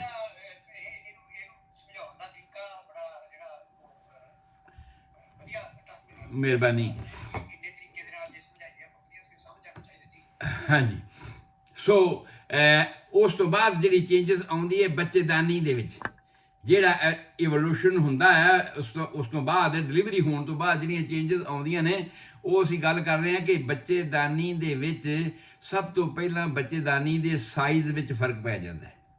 ਪਹਿਲਾਂ ਬੱਚੇਦਾਨੀ ਟ੍ਰਾਇੰਗੂਲਰ ਹੁੰਦੀ ਹੈ। ਜੇ ਅਸੀਂ ਬਾਹਰੋਂ ਉਹਦੀ ਸ਼ੇਪ ਲੈਣੀ ਹੋਵੇ ਨਾ, ਐਲੀਵੇਸ਼ਨ ਜਿਹਨੂੰ ਅਸੀਂ ਕਹਿੰਦੇ ਹਾਂ, ਕਿਸੇ ਘਰ ਦਾ ਬਾਹਰੋਂ ਐਲੀਵੇਸ਼ਨ ਵੇਖਦੇ ਹਾਂ, ਇਸੇ ਤਰ੍ਹਾਂ ਅਗਰ ਬੱਚੇਦਾਨੀ ਨੂੰ ਪੇਟ ਦੇ ਵਿੱਚੋਂ ਸਾਹਮਣੇ ਤੋਂ ਵੇਖਣਾ ਹੋਵੇ ਤਾਂ ਇਹਦੀ ਸ਼ਕਲ ਟ੍ਰਾਇੰਗੂਲਰ ਹੈ, ਤ੍ਰਿਕੋਣ ਵਰਗੀ ਹੈ। ਔਰ ਜਿਹੜਾ ਬੱਚੇਦਾਨੀ ਦਾ ਮੂੰਹ ਹੈ ਉਹ ਵੀ ਟ੍ਰਾਇੰਗੂਲਰ ਹੈ। ਪਰ ਜਦੋਂ ਇੱਕ ਪ੍ਰੈਗਨੈਂਸੀ ਹੋ ਜਾਂਦੀ ਹੈ ਜਾਂ ਇੱਕ ਅਬਾਰਸ਼ਨ ਹੀ ਹੋ ਜਾਂਦਾ ਹੈ, ਉਸ ਹਾਲਾਤ ਵਿੱਚ ਉਹ ਬੱਚੇਦਾਨੀ ਦਾ ਜਿਹੜਾ ਮੂੰਹ ਹੈ ਉਹ ਚੇਂਜ ਹੋ ਜਾਂਦਾ ਹੈ, ਉਹ ਗੋਲ ਹੋ ਜਾਂਦਾ ਹੈ, ਉਹ ਸਰਕੂਲਰ ਹੋ ਜਾਂਦਾ ਹੈ। ਪ੍ਰੈਗਨੈਂਸੀ ਦੇ ਦੌਰਾਨ ਜਿੰਨੀ ਵੈਸਕੂਲਰਿਟੀ, ਜਿੰਨੇ ਵੀ ਬਲੱਡ ਵੈਸਲ ਜਿਹਨੂੰ ਅਸੀਂ ਕਹਿ ਸਕਦੇ ਹਾਂ, ਬਲੱਡ ਵੈਸਲਸ ਵਧੇ ਸੀ, ਉਹ ਸਾਰੇ ਦੇ ਸਾਰੇ ਆਪਦੀ ਨਾਰਮਲ ਪੋਜੀਸ਼ਨ ਜਾਣੇ ਸ਼ੁਰੂ ਹੋ ਜਾਂਦੇ। ਔਰ ਇਹ ਸਾਰੀਆਂ ਕੰਡੀਸ਼ਨਾਂ ਪ੍ਰੈਗਨੈਂਸੀ ਦੇ ਹੋਣ ਤੋਂ ਬਾਅਦ ਸ਼ੁਰੂ ਹੋ ਜਾਂਦੀਆਂ ਨੇ। ਇਸੇ ਤਰ੍ਹਾਂ ਹੀ ਵਜਾਈਨਲ ਏਰੀਆ ਦੇ ਵਿੱਚ ਜਿਹੜਾ ਅੰਦਰ ਵਾਲਾ ਮਿਊਕਸ ਮੈਂਬਰੇਨ ਹੈਗਾ ਆ ਉਹ ਜ਼ਿਆਦਾ ਸਵੈਲਅਪ ਹੋ ਜਾਂਦਾ ਹੈ, ਜ਼ਿਆਦਾ ਸੈਂਸਿਟਿਵ ਹੋ ਜਾਂਦਾ ਹੈ, ਉਹਦੇ ਵਿੱਚੋਂ ਕਈ ਵਾਰ ਮਿਊਕੋਇਡ ਡਿਸਚਾਰਜ ਆਉਣਾ ਸ਼ੁਰੂ ਹੋ ਜਾਂਦਾ ਹੈ। ਪ੍ਰੈਗਨੈਂਸੀ ਦੇ ਦੌਰਾਨ ਹੀ ਮੈਂ ਇਹ ਦੱਸਿਆ ਸੀ ਕਿ ਕਈ ਬੀਬੀਆਂ ਨੂੰ ਲਗਾਤਾਰ ਥਰੂ ਆਊਟ ਪ੍ਰੈਗਨੈਂਸੀ ਬਲੀਡਿੰਗ ਦੇ ਸਪੌਟਿੰਗ ਹੁੰਦੀ ਰਹਿੰਦੀ ਹੈ। ਉਹਨੂੰ ਸਪੌਟਿੰਗ ਕਹਿੰਦੇ ਆ, ਸਪੌਟਿੰਗ ਹੁੰਦੀ ਰਹਿੰਦੀ ਹੈ। ਔਰ ਉਹਦਾ ਮੈਂ ਕਾਰਨ ਵੀ ਦੱਸਿਆ ਸੀਗਾ ਕਿ ਸਟਾਰਟਿੰਗ ਦੇ ਵਿੱਚ ਪ੍ਰੈਗਨੈਂਸੀ ਦੇ ਫਸਟ 3 ਵੀਕਸ ਦੇ ਵਿੱਚ 12 ਵੀਕਸ ਦੇ ਵਿੱਚ 3 ਮੰਥਸ ਯਾਨੀ ਅਗਰ ਬਲੀਡਿੰਗ ਹੁੰਦੀ ਹੈ ਤਾਂ ਉਹਦਾ ਮਤਲਬ ਇਹ ਹੈ ਕਿ ਜਿਹੜੀਆਂ ਕੋਰੀਓਨਿਕ ਵਿਲਾਈਜ਼ ਆ ਕੇ ਮਾਂ ਦੇ ਪੇਟ ਵਿੱਚ ਐਡਜਸਟ ਹੋਈਆਂ ਸੀ ਉਸ ਬਲਾਸਟੋਸਿਸ ਦੀਆਂ, ਉਸ ਫਰਟੀਲਾਈਜ਼ਡ ਓਵਮ ਦੀਆਂ, ਉਹ ਪੂਰੀ ਤਰ੍ਹਾਂ ਕੁਝ ਨਹੀਂ ਖੁੱਭ ਸਕੀਆਂ, ਢਿੱਲੀਆਂ ਰਹਿ ਗਈਆਂ। ਉਹਨਾਂ ਦੇ ਵਿੱਚੋਂ ਖੂਨ ਲੀਕ ਹੋਣਾ ਸ਼ੁਰੂ ਹੋ ਗਿਆ ਤੇ ਯੂਟਰਸ ਦੇ ਵਿੱਚ ਮੈਂ ਦੱਸਿਆ ਸੀ ਕਿ ਲਗਾਤਾਰ ਮੂਵਮੈਂਟ ਚੱਲਦੀ ਰਹਿੰਦੀ ਹੈ। ਉਸ ਮੂਵਮੈਂਟ ਦਾ ਨਾਂ ਸੀ ਯੂਟਰਾਈਨ ਸਫਲ, ਔਰ ਉਹ ਤੇਜ਼ ਹੋ ਗਈਆਂ ਜਿਹਦੇ ਕਰਕੇ ਇਹ ਸਾਰਾ ਕੁਝ ਹੋਣਾ ਸ਼ੁਰੂ ਹੋ ਜਾਂਦਾ ਹੁੰਦਾ, ਹਾਰਮੋਨ ਦੇ ਕਰਕੇ ਇਹ ਵੀ, ਔਰ ਉਹ ਸਾਰਾ ਹੋਣਾ ਸ਼ੁਰੂ ਹੋ ਜਾਂਦਾ ਹੈ, ਜਿਸ ਕਰਕੇ ਇਹ ਬਲੀਡਿੰਗ ਕਈ ਵਾਰ ਸਪੌਟਿੰਗ ਹੁੰਦੀ ਰਹਿੰਦੀ ਹੈ। ਪਰ ਇਹਦਾ ਪ੍ਰੀਕਾਸ਼ਨ ਕਰਨਾ ਚਾਹੀਦਾ, ਇਹਦਾ ਪ੍ਰਬੰਧ ਕਰਨਾ ਚਾਹੀਦਾ ਹੈ ਤਾਂ ਕਿ ਜਿਹੜੀਆਂ ਕਮੀਆਂ ਪੇਸ਼ੀਆਂ ਮਾਂ ਦੀ ਖੁਰਾਕ ਦੇ ਵਿੱਚ ਹਨ ਜਾਂ ਮਾਂ ਦੀ ਖੁਰਾਕ ਦੀ ਐਸਿਮੀਲੇਸ਼ਨ ਦੇ ਵਿੱਚ ਹਨ, ਅਸੀਂ ਉਹਨਾਂ ਨੂੰ ਪੂਰੀ ਤਰ੍ਹਾਂ ਠੀਕ ਕਰ ਸਕੀਏ ਤਾਂ ਇਹ ਬਲੀਡਿੰਗ ਨਾ ਹੋਵੇ। ਜਿਵੇਂ ਜ਼ਖਮ ਨੂੰ ਠੀਕ ਕਰਨਾ ਹੁੰਦਾ ਹੈ, ਬਾਹਰ ਤੇ ਅਸੀਂ ਪੱਟੀ ਲਾ ਲੈਂਦੇ ਹਾਂ ਨਾ, ਬਾਹਰ ਅਸੀਂ ਪੱਟੀ ਲਾ ਲੈਂਦੇ ਹਾਂ, ਅੰਦਰ ਤਾਂ ਸਾਡੇ ਕੋਲ ਉਪਰਾਲਾ ਇਹੀ ਹੈ ਕਿ ਬਲੀਡਿੰਗ ਹੋਣ ਦਾ ਸਾਡਾ ਇੱਕ ਫਿਜ਼ੀਓਲੋਜੀਕਲ ਫੈਕਟਰ ਹੈ ਚੀਮਾ ਸਾਹਿਬ ਕਿ ਬਲੱਡ ਕਿਉਂ ਲੀਕ ਹੁੰਦਾ ਆ। ਬਲੱਡ ਦੀ ਜਦੋਂ ਗੱਲ ਆਏਗੀ ਮੈਨੂੰ ਫਿਰ ਰਿਪੀਟ ਕਰਾਂਗਾ, ਪਰ ਮੈਂ ਇਹ ਦੱਸ ਦਿਆਂ ਬਲੱਡ ਕਿਉਂ ਲੀਕ ਹੁੰਦਾ ਹੈ। ਜੇ ਅਸੀਂ ਖੂਨ ਇੱਕ ਨਾੜੀ ਦੇ ਵਿੱਚੋਂ ਦੇਖੀਏ ਤੇ ਉਹਦੇ ਬਾਹਰਲੇ ਪਾਸੇ ਪਲੇਟਲੈਟਸ ਹੁੰਦੇ ਨੇ। ਜਿਵੇਂ ਕੋਈ ਕਾਨਵਾਈ ਜਾ ਰਹੀ ਹੋਵੇ, ਕਾਨਵਾਈ ਜਾ ਰਹੀ ਹੋਵੇ ਤੇ ਉਹਦੇ ਬਾਹਰਲੇ ਪਾਸੇ ਸਪੋਰਟ ਵਾਲੀ ਇਨਫੈਂਟਰੀ ਹੁੰਦੀ ਆ, ਅੰਦਰ ਉਹਦੇ ਅਸਲਾ ਰੱਖਿਆ ਹੁੰਦਾ ਆ, ਔਰ ਕਾਨਵਾਈ ਮਿਲਟਰੀ ਦੀ ਜਾ ਰਹੀ ਹੈ। ਠੀਕ ਇਸੇ ਤਰ੍ਹਾਂ ਹੀ ਇਹ ਖੂਨ ਦੀਆਂ ਨਾੜੀਆਂ ਦੇ ਵਿੱਚ ਬਾਹਰਲੇ ਪਾਸੇ ਪਲੇਟਲੈਟਸ ਹੁੰਦੇ ਨੇ, ਅੰਦਰ ਵਾਲੇ ਪਾਸੇ ਜਿਹੜਾ ਬਲੱਡ ਦੇ ਸੈੱਲ ਹੁੰਦੇ ਨੇ, ਔਰ ਉਹਦੇ ਵਿੱਚ ਰਲਿਆ ਹੁੰਦਾ ਪਲਾਜ਼ਮਾ, ਜਿਹਦੇ ਵਿੱਚ ਖੁਰਾਕ ਦੇ ਤੱਤ ਹੁੰਦੇ ਹੈ, ਔਰ ਇਹ ਸਾਰੀ ਕਾਨਵਾਈ ਅੱਗੇ ਸਾਰੇ ਸੈੱਲਾਂ ਨੂੰ ਸਪਲਾਈ ਹੋਣ ਜਾ ਰਹੀ ਹੈ। ਇਹਦੀ ਇੱਕ ਨਾਰਮਲ ਕੰਪੋਜੀਸ਼ਨ ਹੈ, ਔਰ ਉਸ ਕੰਪੋਜੀਸ਼ਨ ਦੇ ਮੁਤਾਬਕ 2 ਤੋਂ 3 ਮਿੰਟ ਦੇ ਵਿੱਚ ਅਗਰ ਕਿਸੇ ਥਾਂ ਤੇ ਕੋਈ ਝਰੀਟ ਹੋ ਗਈ, ਕੋਈ ਜ਼ਖਮ ਹੋ ਗਿਆ, ਤੇ ਉਹ ਮਾਸਪੇਸ਼ੀਆਂ ਨੂੰ ਕੰਟਰੈਕਟ ਕਰ ਜਾਣਾ ਚਾਹੀਦਾ ਹੈ ਤੇ ਖੂਨ ਬੰਦ ਹੋ ਜਾਣਾ ਚਾਹੀਦਾ ਹੈ। ਐਸਾ ਨਾ ਹੋਵੇ ਬਸ਼ਰਤੇ ਕੋਈ ਬਹੁਤ ਵੱਡੀ ਨਾੜੀ ਫਟ ਗਈ ਹੈ, ਵੱਡੀ ਨਾੜੀ ਨੂੰ ਕੱਟ ਲੱਗ ਗਿਆ ਹੈ, ਤੇ ਉਹ ਤੇ ਨਹੀਂ ਹੋ ਸਕਦਾ ਐਸਾ।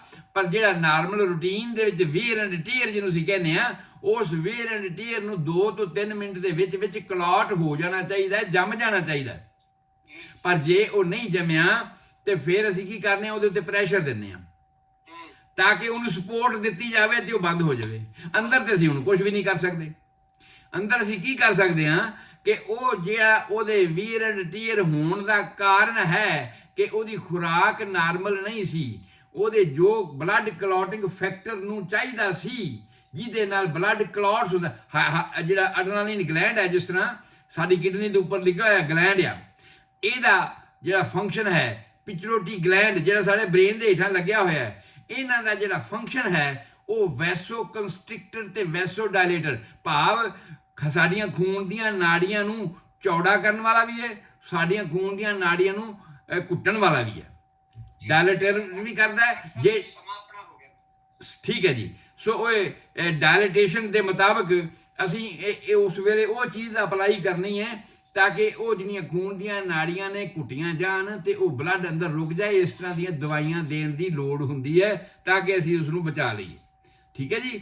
ਹੁਣ ਆਪਣਾ ਪ੍ਰੈਗਨੈਂਸੀ ਦੇ ਵਿੱਚ ਅਜੇ ਚੇਂਜਸ ਰਹਿ ਗਈਆਂ ਕਿ ਵਜਾਈਨਾ ਦੇ ਵਿੱਚ ਕੀ ਚੇਂਜਸ ਹੋਈਆਂ, ਓਵਰੀ ਦੇ ਵਿੱਚ ਅੱਗੇ ਜਾ ਕੇ ਕੀ ਚੇਂਜਸ ਹੋਈਆਂ, ਸਕਿਨ ਦੀ ਪਿਗਮੈਂਟੇਸ਼ਨ ਦੀ ਹੋਣੀ ਹੈ, ਉਹਦੀ ਅਸੀਂ ਗੱਲ ਕਰਨੀ ਹੈ। ਉਹ ਅਸੀਂ ਕੱਲ੍ਹ ਦੇ ਪ੍ਰੋਗਰਾਮ ਦੇ ਵਿੱਚ ਕਰਾਂਗੇ ਫਿਰ। ਤੇ ਉਸ ਤੋਂ ਬਾਅਦ ਫਿਰ ਚੱਲਣਾ ਅਸੀਂ ਡਿਲੀਵਰੀ, ਕਿ ਡਿਲੀਵਰੀ ਕਿਵੇਂ ਹੁੰਦੀ ਹੈ, ਲੇਬਰ ਦਾ ਕੀ ਪ੍ਰੋਸੀਜਰ ਹੈਗਾ ਆ, ਕਿਹੜੇ ਕਿਹੜੇ ਸਟੈਪ ਹੁੰਦੇ ਨੇ, ਇਹ ਜਾਣਨ ਦੀ ਲੋੜ ਹੈਗੀ ਹੈ। ਤੇ ਉਹ ਆਪਾਂ ਫਿਰ ਅਗਲੇ ਪ੍ਰੋਗਰਾਮ ਦੇ ਵਿੱਚ ਕਰਾਂਗੇ।